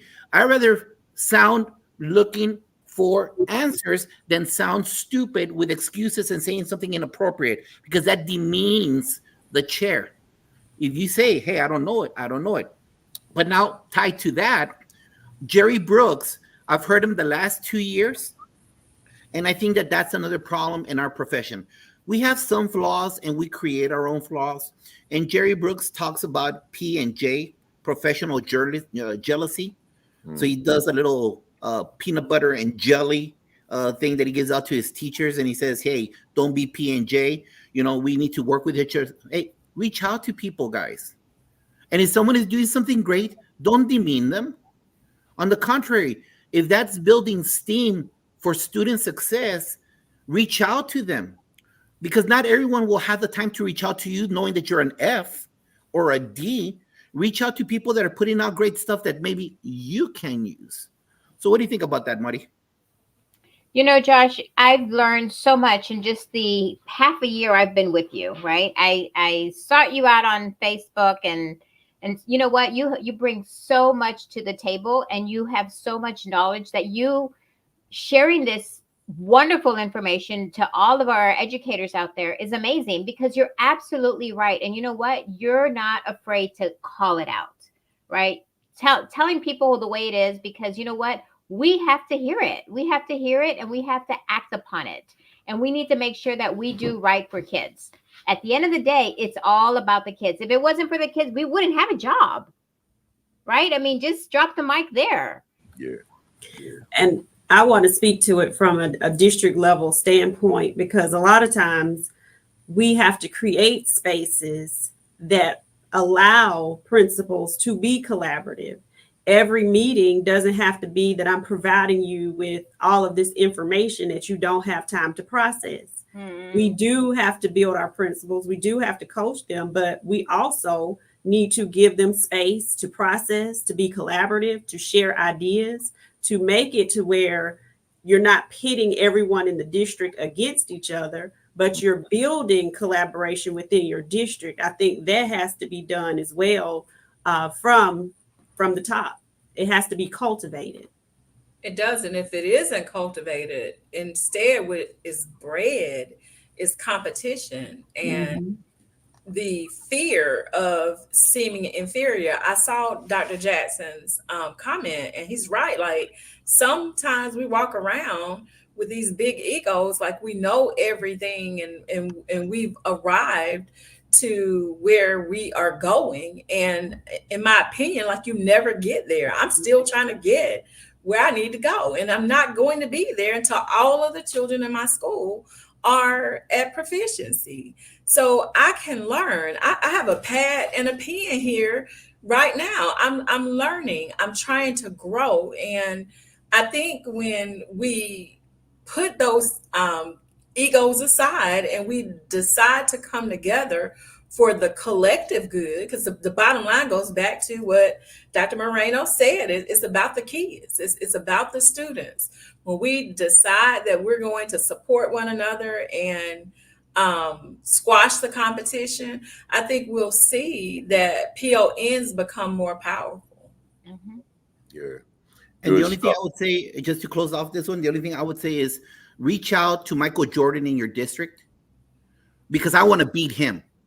I love what Ken Williams told you, Jefe. If I'm playing poker with 4 cards, I'm going to make my kids win with those 4 cards. I'm going to play with a hand I'm dealt with. And so reach out to those people. A handful of years, no more than 6 or 7 years ago, that's when I learned that YouTubers and gamers were making millions of dollars playing video games on YouTube, people watching them. My son was watching these guys with blue hair from England. I'm like, dude, you're a Mexican. Why are you watching a guy from England? But there were thousands and thousands of people viewing him. What do I mean by that? That's when I started extending my videos on promoting the things that are happening at the school. Because if a kid from England is making millions of dollars, getting a big array of audience from El Paso, and he's in England and different parts of the world, how can I better not promote the beautiful things happening on my home, in my home, than doing it that way? And they, maybe someone in Wisconsin can pick up and make their kids successful. Let's use the tools that we have. And you know what, guys? This is for free. Yeah. Free. Yep. Free. Let me go to Dr. Moreno. Where we at here? Describe your leadership style. Describe how you would leverage servant leadership while being principal of a newcomer school. So, Principal Kafele, this is more around making sure that our principals out there understand what their leadership style is, right? And for me, I'm more of a servant leadership type of person. I want to make sure that my community, my teachers, my students, my faculty have what they need to make sure they get the job done. I am not a micromanager. I hired you to do a job, and your job is to make sure my kids are successful, period. Now, going back to Tovar's position, what he was saying earlier, as far as that teacher, that potato salad, or what did you call him? Potato head? Potato plant. Potato plant. Absolutely. We need to make sure that we get those teachers, we get them the support or get them out, right? But at the end of the day, I always want to make sure that everybody out there realizes that we have children in our schools today that are coming from trauma, that are coming from poverty, that are coming from all of these different barriers and challenges, and they don't know if they're going to go home to a cooked meal, if they're going to go to an apartment, or are they going to get evicted yet again for the 14th time. So half the time our principals don't realize that we have to look at the whole child, what is going on in their lives, and making sure what can the school, if any, can make things better. So I brought this question forward because it's not just about those test scores. It's not about, making sure that we got to make sure that our kids are safe, that they have what they need. And if we can't provide them with that support, then providing resources and providing other people who can support them. I'll give you an example. I had a student walking to school one day, and this little girl was limping. And when she was limping, I was like, honey, what's wrong? She spoke Swahili. She didn't speak English. So I kind of sat her down in the little chair there that we had, and I pulled out her tennis shoes. And the edge of her shoes, she was bleeding. It was a whole bunch of blisters where she was walking to school with shoes that were 2 sizes too small. So when we pulled out, we gave her some, Neosporin, and we got her some sandals from a near store. Anyways, long story short, that's when I realized that my kids didn't have the necessities that they needed. We're not talking about books and paper and pencil. We're just talking about some tennis shoes to get to school, And so this little girl did not want to miss school. Our kids want to be there. They want to learn. They want to learn it. They want to get an education, especially our immigrant and our refugee students that are super excited to be in America, to learn to get an education. So what I did then is I took that opportunity and I said, you know what, I need to do something about this. And so what I did is we opened up the Closet of Hope, and we had donations from a nearby school and a nearby schools that don't have, more affluent schools that have, I guess, lost and found stuff that they never claimed, for example. But I also had churches. I also had thrift stores. I had other gently used items where we had then lots of resources for parents to come collect and get stuff, not only for our kids, but for the family. Because at the end of the day, we need to make sure that our families are taken care of, and they have the resources that they need so that they can send their children to school with, warm clothes and a jacket and whatnot. So I kind of see it as principals have to kind of look at opportunities to help support the whole child and making sure that they are getting the resources and the support that they need. And if we can't do it because our budgets don't allow it, great example. I had a couple of families getting evicted all the time and constantly moving. I reached out to a foundation close to our school that did lots of great work. I reached out to them and they said, hey, write this grant. I'm going to help you with it. We wrote this grant. Our social worker kind of did it. Got a $150,000 grant to help families pay for their rent, right? Wow. So that they can then support. That wasn't my budget, but we provided that resource. And so I know it takes a lot of work and a lot of supporting, our families, but utilizing our community resources is something that I think principals also need to kind of, if you can't do it, then at least have someone kind of have their hand out there so that we can then leverage some of that support, because that alone goes a long way. Yeah. Dr. Moreno, you may notice that I had just edited my your statement here by capitalizing the N in newcomer and the S in school. You had capitalized newcomer, but not school. And I just didn't know what it was. So in listening to you and looking at your T-shirt, this is a formal place, right?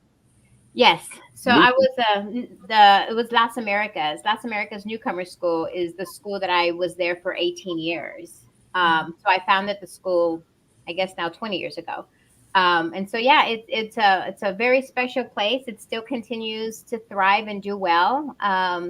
Rice University just did a study during my tenure there and did amazing. The results were amazing as far as the work that we did working with refugee and immigrant children. First year in the country and learning English, and our state scores for that particular school was amazing. So I since left after being principal there for 18 years. And opened up my own company, and now I support schools and school districts across the country. Very good. Now, where is the what city and state for the newcomer school that you founded? Houston Independent School District in Houston, Texas. Oh, so it's part of Houston ISD. Absolutely. Okay. All right. Good stuff. Good stuff. I'm sure there are probably people out there wondering how they could do the same thing, right? But that's probably for a different conversation. Right. Let me keep moving so I could at least maximize what we, the time we have here. I see it's already 12:44, but I want to go back up to Dr. Houston. So bear with me a second as I got notes all over my desk here. Hey, Jefe, can I add something to that real quick while you find your question? I want to thank you, sir, because since I've met you years ago, my thought, understand that I'm a history teacher, and I understand the concepts that you talk about. But when I started integrating myself as a human being with you, Principal Kafele, it changed totally the paradigm of how I studied history and how I learned it. Because El Paso is an enclave of all Mexicans. Just understand that. If you want to have a little utopia of Mexicans, it's El Paso. We had no other, we were the majority. All the other minorities spoke Spanish and ate Mexican food. The second you leave 30 minutes, it becomes the United States. So I understood a lot, but based on this platform and based on our interaction, that's part of my leadership.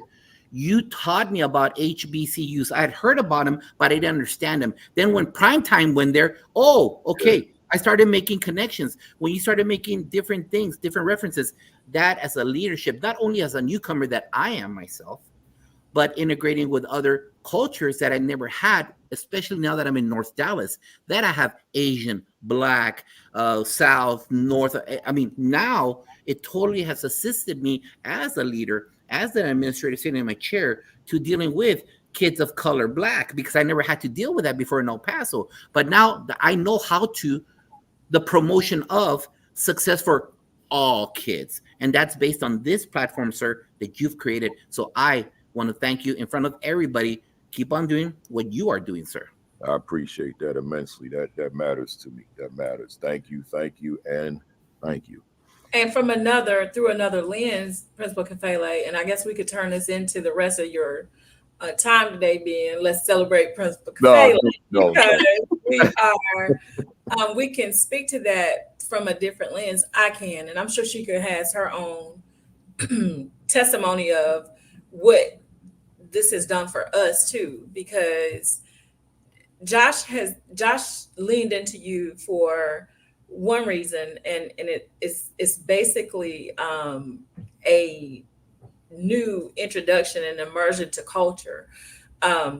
We leaned into you. I leaned in to your message of paying attention to who you are and making yourself face the question, is this school better because I'm leading it?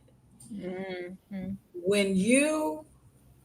That was the first time we'd ever seen you in person. I actually have read the book, but read the book just because I'm an avid reader, enjoyed it, thought it was a great book, but being hit with that in person caused me to become a more reflective person, because we left that night asking each other, like, I hope the school is better, but I really didn't know. Like, I really had to go back to figure this whole thing out, realizing I don't know. I don't even know who I am. I was the person, like, who is that leading the school? I had to ask myself, like, who is this leading the school? I'm trying to lead by what has been pre-established as the order for doing things.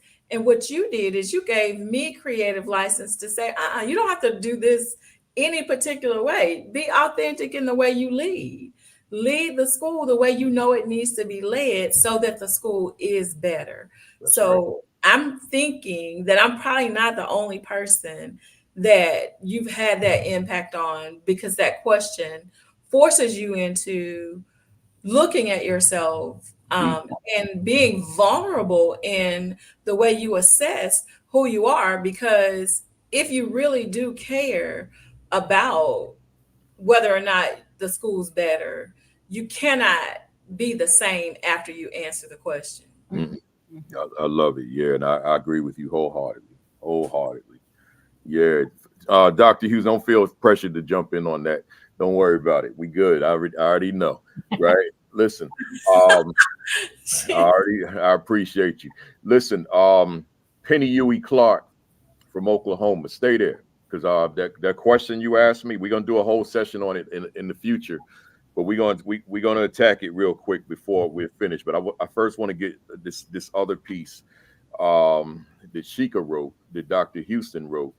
And so just stay there, Penny Huey Clark, because we're gonna talk about that, what you asked, because it's relevant for everybody on this platform. This is something that she sent me a message the other day. But let me go to Dr. Houston on this one here. Where we at here? Where we at? Number 6.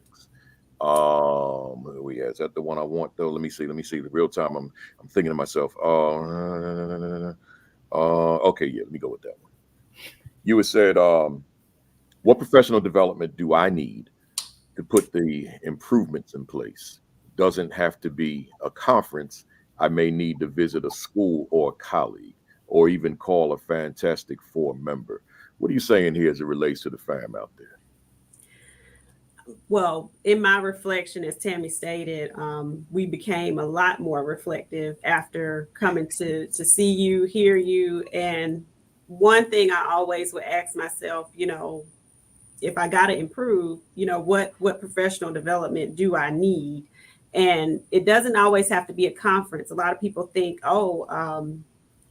falling into that traditional realm again. We go to SREB every year. We go to this every year, and we just sign up for the conferences because that's what you've been doing every year. But sometimes it may not be a conference that you need to go to. Like Josh talked about, when you develop that PLN and who's good at certain things.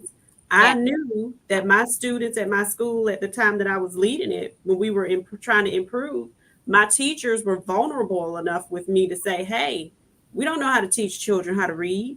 We didn't learn that in our school programs, and you don't learn that at the secondary level. They arrive with the expectation of they should know how to read already. So I had to reach out to Tammy. She's early childhood background. I had to go down to Great Falls Elementary. What are y'all doing in these small groups so that I can take that back to my teachers to be able to show them how to break down reading for children? So sometimes it's not always a conference. It's knowing yourself well enough, knowing your school well enough, putting in enough with your teachers for them to be vulnerable enough for them to tell you what you need, what they need. And as the leader, you go out and get it. When we were trying to figure out that data piece, and I saw Principal Hurt on his platform, I reached out to him. He called me.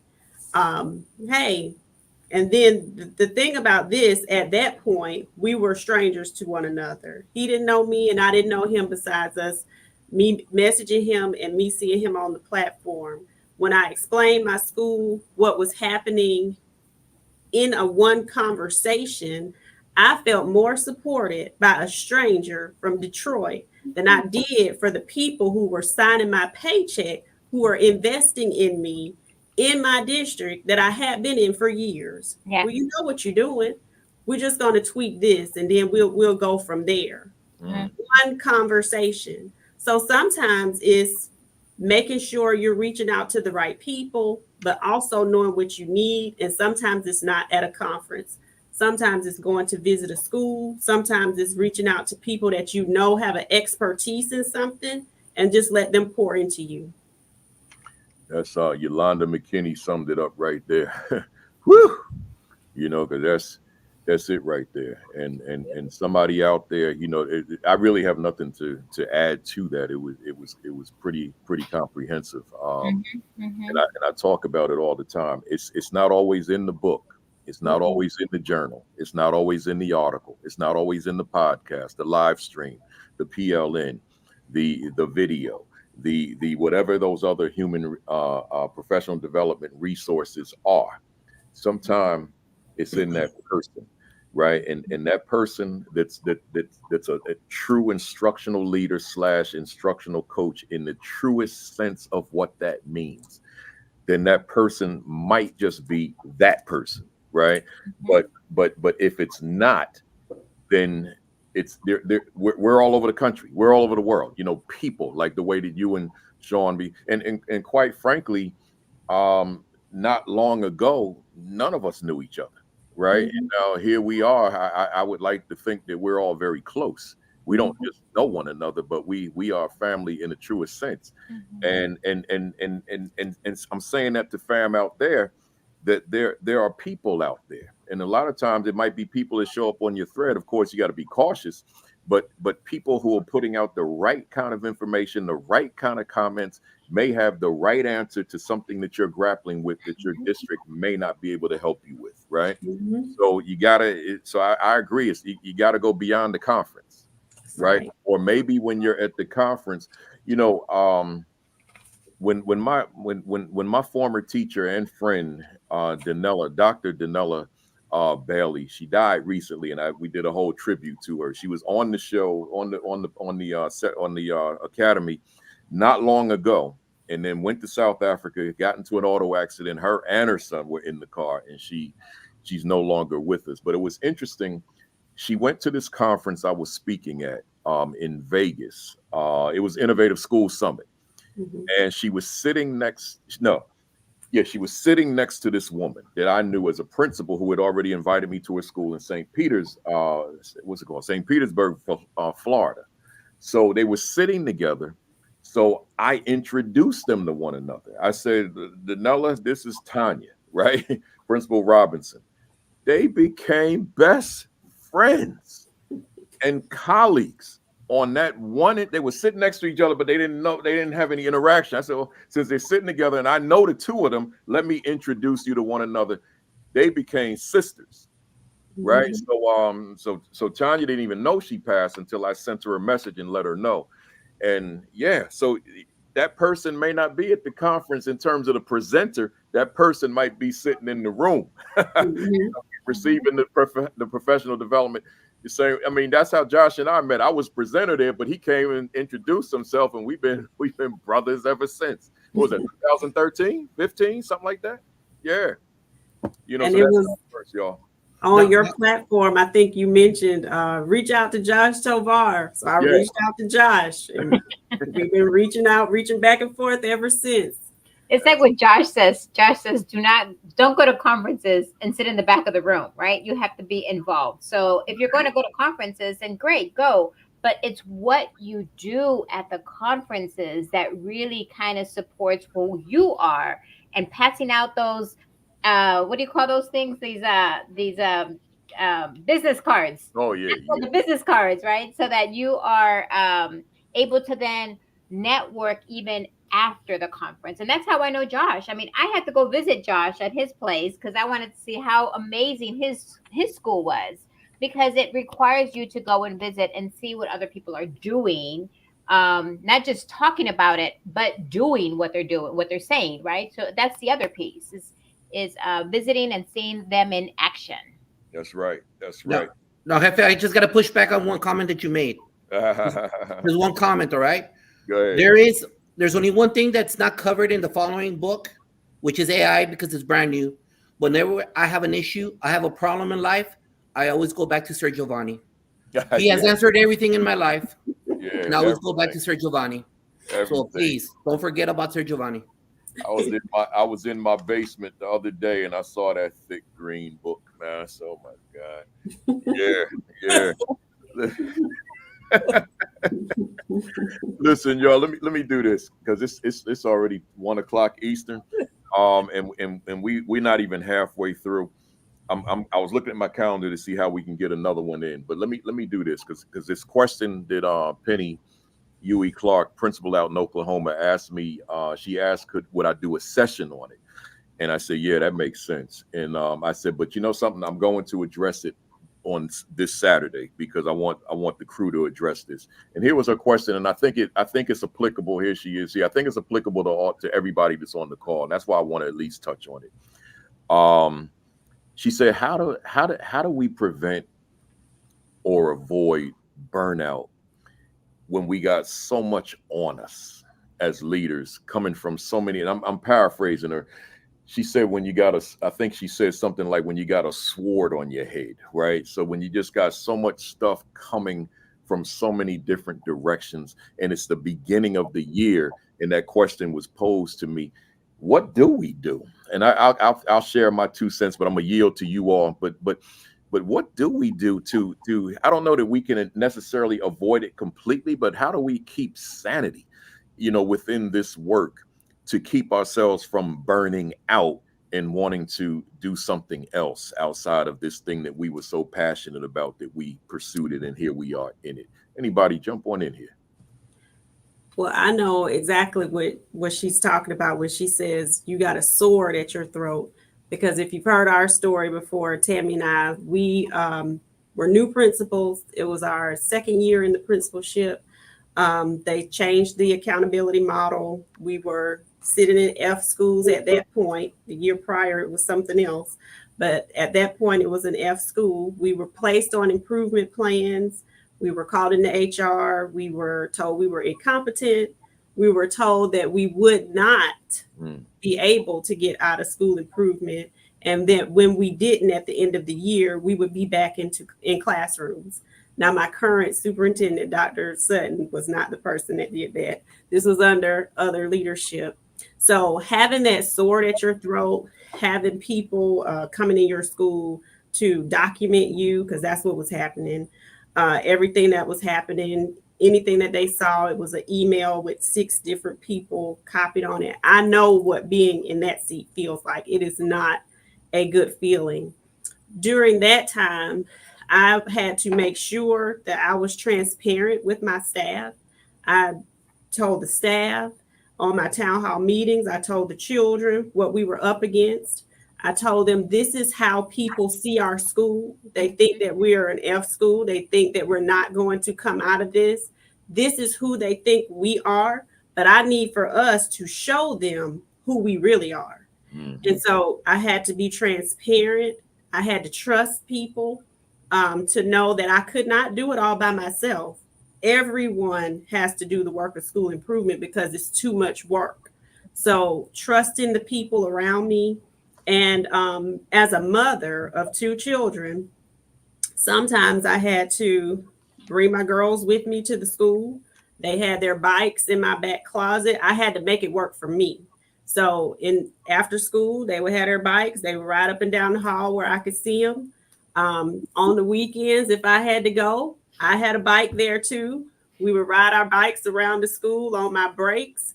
I had to make it work for me. When it became stressful, when I needed to get out the building for a moment, people knew. I would always list my pet peeves and reasons for treason at the beginning of the year. Everybody knew, so it wasn't a secret.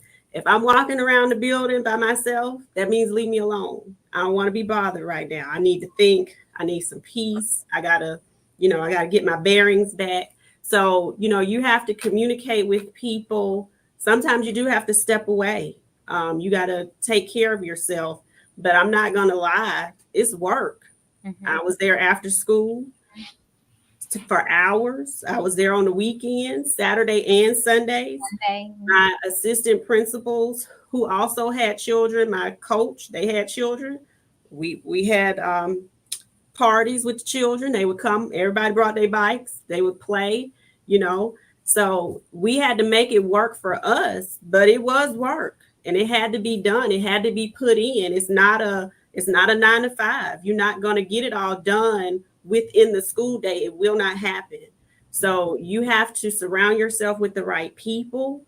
You got to get the right team around you. You got to be transparent. You got to let people know what you're doing, what the vision is. Because when the children and the teachers knew what we were up against and what the vision was, we got you, Miss Houston. We gonna do this. We gonna show them, and they did. We all did. Wow. I think that one thing that's well said, Sheikah. Very well said. But one thing I will say that I think can also be beneficial when you are facing those kinds of adversities and you feel like the weight of the world is on your shoulders. She could describe that whole scenario that we were facing because we were in that situation together. My school was a little deeper into the school improvement than hers was. So mine came with some more sanctions. And one of those sanctions was a review from an outside agency. Mm-hmm. And so they sent in this review team to assess my leadership and to assess what was going on at the school. The team left with their report says, and I have a folder that I keep with this message on it because it was motivation for me. It emboldened me to become who, again, I needed, because it said that the team unanimously agreed that the leader does not have the capacity to turn the school around. Well, I was emboldened by that because you tell me I can't, guess what? I'll show you that I can. Yeah. Now, what I want to say when you feel like your back's against the wall and this is something that you feel that level of pressure, you do have to take some time to affirm yourself. Shut out all of the extras. You've got to put things into perspective and let the main thing be the main thing. You're there for the children. Keep that as your focus. That's the goal for what you do. Every decision I make is about what's best for the teachers and the students in that building.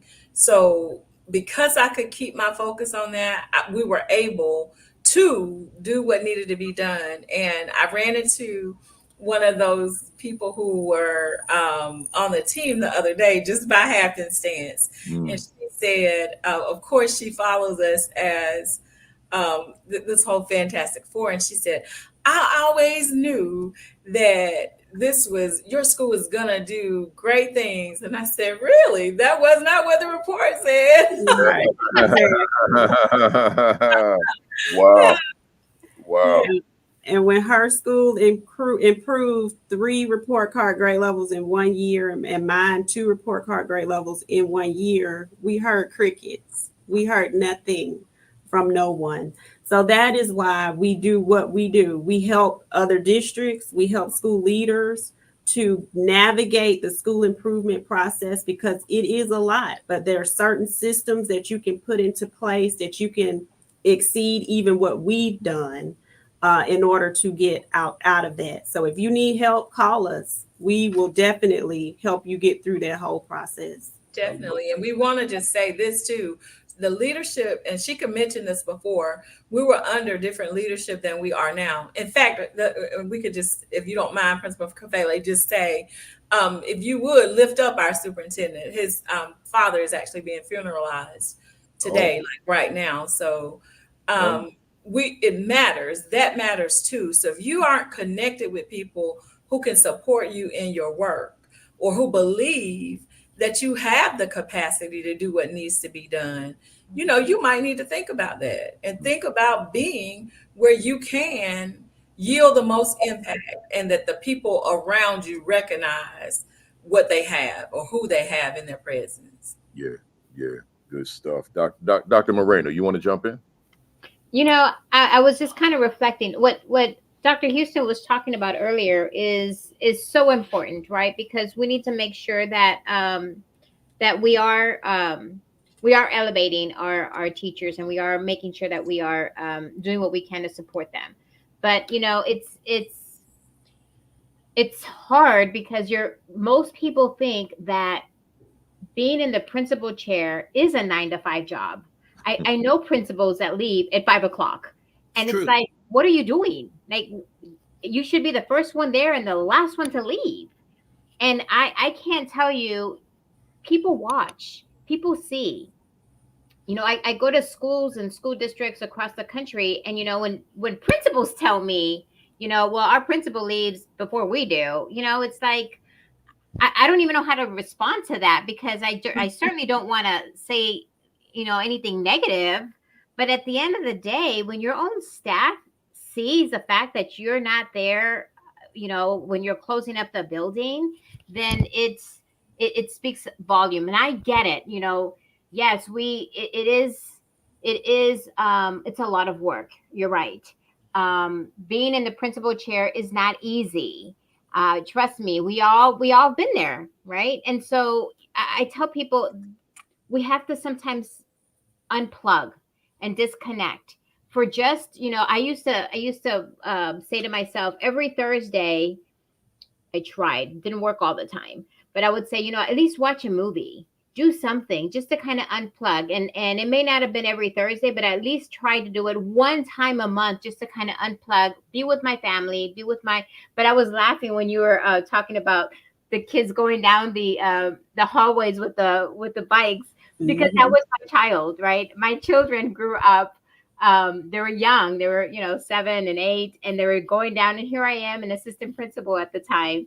But that's what it took, right? I wanted to support my principal. I wanted to be there. And so it may not just be the principal chair, but it's also supporting your principal and making sure that you are doing what you need to make sure that your principal is successful and you're learning the job, right? Because if that's what you want to be and you want to become, you know, that principal one day, then it's going to require you to not to be there longer days, longer time, and learning all of those different facets of being a principal. Because you're right, we get hooked on setting our principals into our assistant principals into those little niches. You're over discipline, you're over attendance, you're over special ed, you know, and you learn that little niche. But then when you become principal, you don't know anything else but the niche you were given. Yeah. So you have to be able to be well-rounded and know the budget and know everything else that, you know, principals are tasked to do. But it does require time. But I do tell people you do have to balance just a little bit, just unplug, because those problems start eating you up inside. And if you're not healthy, you can't lead a school yourself. You have to be good yourself before you can lead others. That's true. I just want to add to what you said, Dr. Moreno, because I don't want people to think that I believe in this that badge of honor where you work yourself into the ground and you're working yourself to death, and that's the only way you'll be recognized as a principal, because we were working ourselves out of a ditch. So it required that work at that point. But now when I did need to do things for my children, because I'm a mom before I'm anything else, I would put in my newsletter, hey, this is where I'm going to be. And people knew how I operate, or they know how I am about my children. So I don't want people to also think that you've got to sacrifice your children for what you're doing in your role of leadership. You can do both. You just be transparent about what you're doing and you let people know. Because if we are moms and most of our fathers, we understand that. People understand that and they respect transparency. Absolutely. Good stuff. Yeah, anything you wanted to add to that, Josh? The wise man that taught me about Mrs. Potato Plant has 2 shows about this one right here. Find the right partner that understands your job. Yeah. Let me repeat that again. Find the right partner that understands the job. And if you're applying for an F campus, make sure your partner understands you're applying for an F campus and what that means. And number 2, take care of your shell.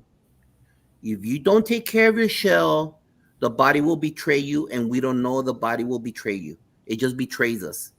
There's a wise man that was talking, and he wouldn't shut his mouth, and he had a heart attack. And he kept talking. He said, I'm a little bit ill. He didn't listen to his body. So we need to make sure that we take care of the shell so we get that extra time on earth with our loved ones and keep on prospering as an individual. So find the right connection, because they need to understand a lot of people that we work together with, are divorced because of the job. And number 2, make sure you take care of your shell. Care for your shell. You have to carve out the time. Carve out the time, because then if you're in bed, the school will still run without you, but it will not follow your vision. Yeah. I think that's why I'm single, Josh. I never. I think that's the problem. Hey, Dr. Moreno has never gone through the BAM questions. Oh my goodness. Yeah, everyone else has. So they're like rapid fire, 1-word answer, 1 sentence maximum answer. Hold on, I need to get my feet. No commas.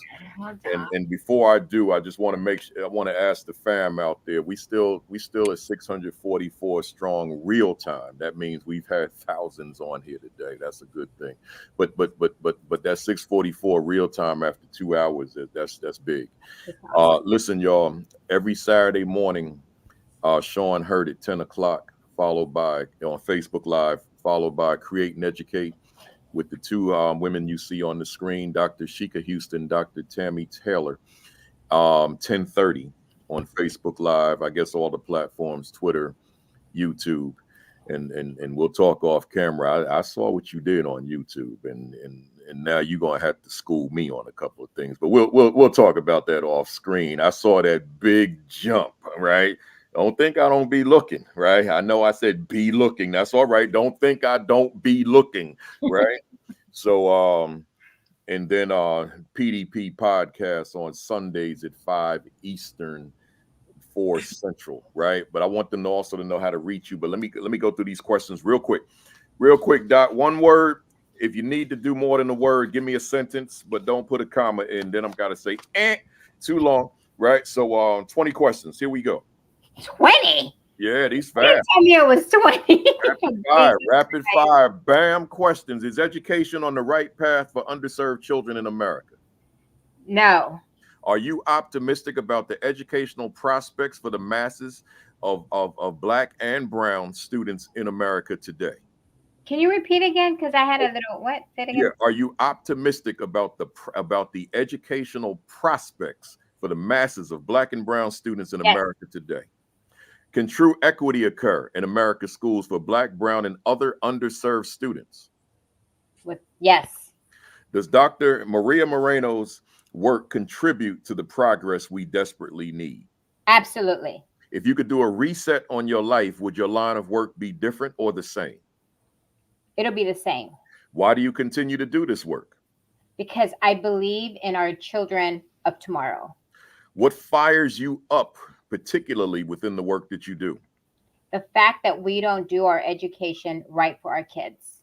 What do you absolutely love about the work you do? I see the smiles that I see our children every day when we have effective teachers in front of them. What do you dislike about the work you do? We have bad educators in our classrooms. What has been your greatest victory in this work to date? My greatest victory, seeing successful schools do great things with our EB students, our emerging bilingual students. What was your greatest mistake in this work? Not doing more. What has been your greatest challenge in this work? Not supporting my teachers effectively, the ones that are struggling, not doing more for them. Who inspires you in your work? Josh, that way, right here. What are you reading right now? It could be a book, but it doesn't have to be. It could be all the way reduced to a tweet. What book am I reading? It doesn't have to be a book. It could be an article, blog, anything. Refugee. What book would you recommend? Go ahead. No, Josh is messing with me. Oh. He's mean to me. Okay. Grow Your Why. That's what I'm reading right now. What book would you recommend for our viewers? Grow Your Why. That's the one he co-authored. You co-authored it too? No, that's the one he's telling me to read. Okay. I should be co-author. I should be writing one soon. What do you want to accomplish that you haven't accomplished yet? God, that's a really good question. What have I not accomplished? There's just so much. I guess knowing more about AI. I don't know anything about AI, to be honest with you. I'm like Josh. And so I need to accomplish doing a little bit more on that. All I know about AI is when I'm on Facebook or Google and I need information, it seems to be very resourceful. I shouldn't be admitting that publicly. Scratch that, y'all. I know a lot about AI, right? So let's see. Are you satisfied? I'm an AI expert, y'all. Ask me anything, and I got the answer. Maybe I'll start a new live stream. Ask Kafele about AI. Scratch what I said before. I was just joking. I'm an AI expert. Right? Are you satisfied with where you are professionally right now? No. What could you say to a viewer out there who continues to face closed doors? What did Kamala Harris say? Punch him down or tear it down? What did she say about the door when they opened it? Yeah. Tear it down. I'm gonna keep it clean. What could you say to a viewer out there who's lost their fire? Find someone who can help you reignite that fire or get out. And finally, if Dr. Maria Moreno was a word in a dictionary, what would be your definition? Empowering others to support students around the world. Love it. And you just went through the 20 BAM impact questions. Hey, fam out there, if today's session resonated with you, if it was useful, if you can apply it, if it was just enjoyable, whatever it was, give us those emojis as we do. For those of you who are veterans, you already understand how we do this. Those of you who are new, we just put up your favorite emojis and let us know what you thought by way of emojis. And I see them coming now. Dr. Tammy Taylor and Dr. Sheikah Houston, how do folks get in touch with you to book you? How do they follow you on social media? And how do they get your books? All that kind of good stuff. If you follow our page, I'll put it in the link, the comment section here, Create and Educate. If you follow the page, all of our links are in the bio. So it's Create and Educate, Facebook, www.createandeducate.solutions. Fill out the contact form. We love supporting leaders, especially Black women in leadership as well. We have a specific program to support Black women in leadership because of that support definitely is not there. But we support all leaders, especially those going through school improvement. So please contact us on any of those platforms. And I'm putting it in here now. All right, Josh Tovar, how do they reach you? They may want to book you to come out and do a session, a keynote. You got that new book coming. Give it all to us. Real quick, please help us out. We put in a proposal for South by Southwest, and there were 1,400 proposals submitted. So they go by votes.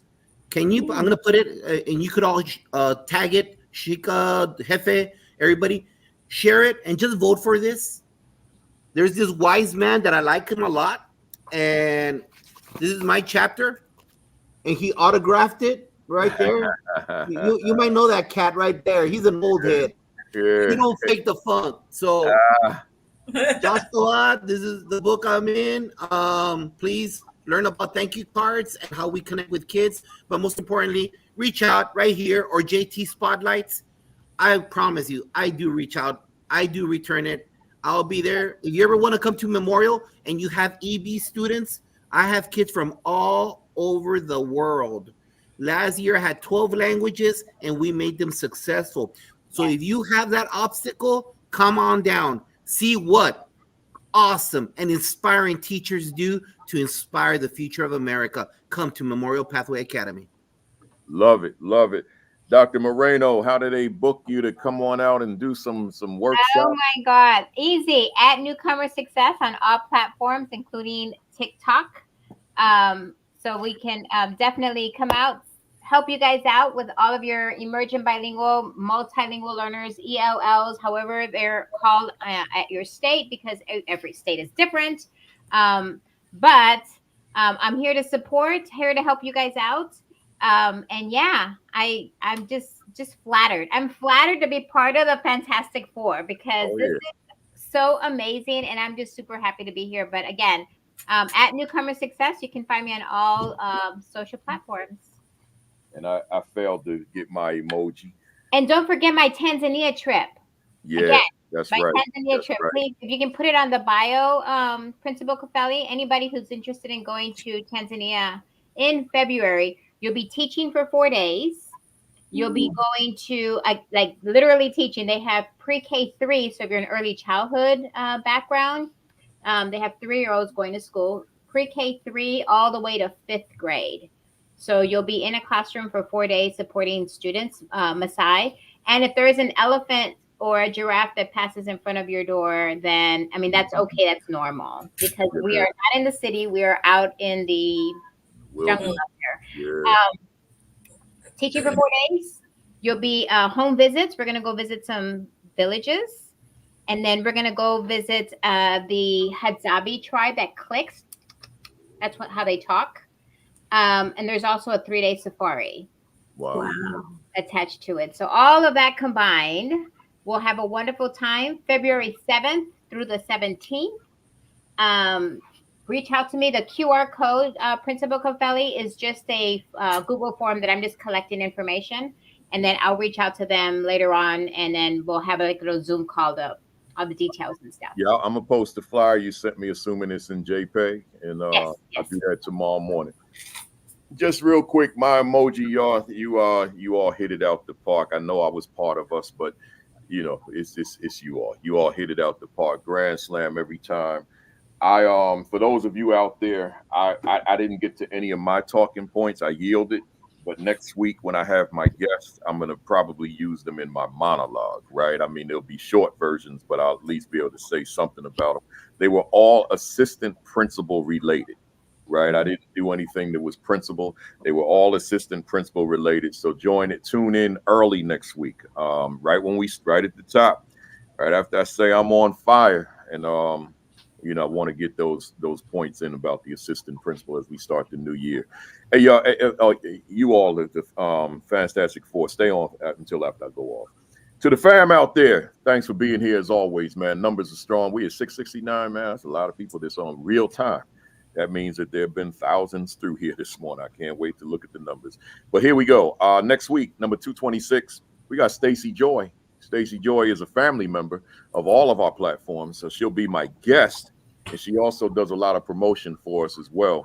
So she'll be my guest. She's a longtime teacher in Los Angeles. And then I got a longtime teacher who's very, very, very intelligent young man out here in Newark by the name of Jonathan Austin. So looking forward to this session of two teachers talking about leadership and so many other things. I haven't put together a topic yet, but I'm sure that between the two of them, I know them both, it's going to be a dynamite presentation. Join every Saturday morning, Facebook Live, and then all the other platforms. Sean Hurt, 10 o'clock, followed by Create and Educate, Dr. Sheikah Houston, Dr. Tammy Taylor, 10:30. Yours truly at 10:55. And then the PDP podcast, Josh Tovar and Dr. Marie. I want to say Mari, right? Mari. Am I saying it right? Mari. Mari. All right. So, yeah. So Dr. Mari Moreno. I'm not saying Marie no more. It's Mari. Is Madi, and I'll work on those R's. In the meantime, we'll do a D. But Dr. Madi Moreno, and then when I can get them R's rolling right, then we'll have it. We'll practice. It takes some serious practice, right? My son is fluent in Spanish. He can handle it, but I got to work on it. Hey y'all, if you don't have these books yet, the Assistant Principal Identity, the Assistant Principal 50, the Aspiring Principal 50, the Principal 50, and then Is My School a Better School Because I Lead It? And then the complement to this will be out in December. What is my value instructionally to the teachers that I supervise? So be on the lookout. Pre-orders in October. That's right around the corner. So be on the lookout for that. That will be the most important and most significant book that I've ever written in my life. I know that, right? So be on the lookout for that. Make sure that you subscribe to the YouTube channel, AP and New Principals Academy. Hit that button, subscribe. We're at 22,400, maybe 500 now. I haven't looked today. But hit the subscribe button and then hit the notifications button once you hit subscribe. That way you know every time I go live or anytime I post on the channel. So that's important. Like and follow the AP and New Principals Academy Facebook page. I'll be writing my commentaries again starting the first Sunday in September. That's every Sunday. That's the other side of the AP Academy. That's the Sunday version. And then the website, I got to call the web designer too. There's some issues with my site lately, but it's still working. But principalkafele.com, check it. Make sure you check that out. A lot of free resources there. Check it out. And then lastly, your diet. I probably shouldn't even be talking about diet right now, but I'm gonna try to find something decent today. Exercise. I will be doing 3 miles today. I will be, because I'm behind with that too. And then your virus precautions, make sure you're taking care of yourself, man. There's a lot of sickness going around, a whole lot. There's a lot going around, so you got to take care of you, because if you don't take care of you, there's no you to take care of them. So make sure you do so. Other than that, folks, I appreciate you being here. Have a great week. Have an extraordinary week. Have your best week yet. Peace. Peace. Thumbs up. Now cock that fist back all the way. Count to 3. 1, 2, 3. Bam! Gotta say that with power, man. I see y'all next Saturday, man. Be good, be safe, be productive.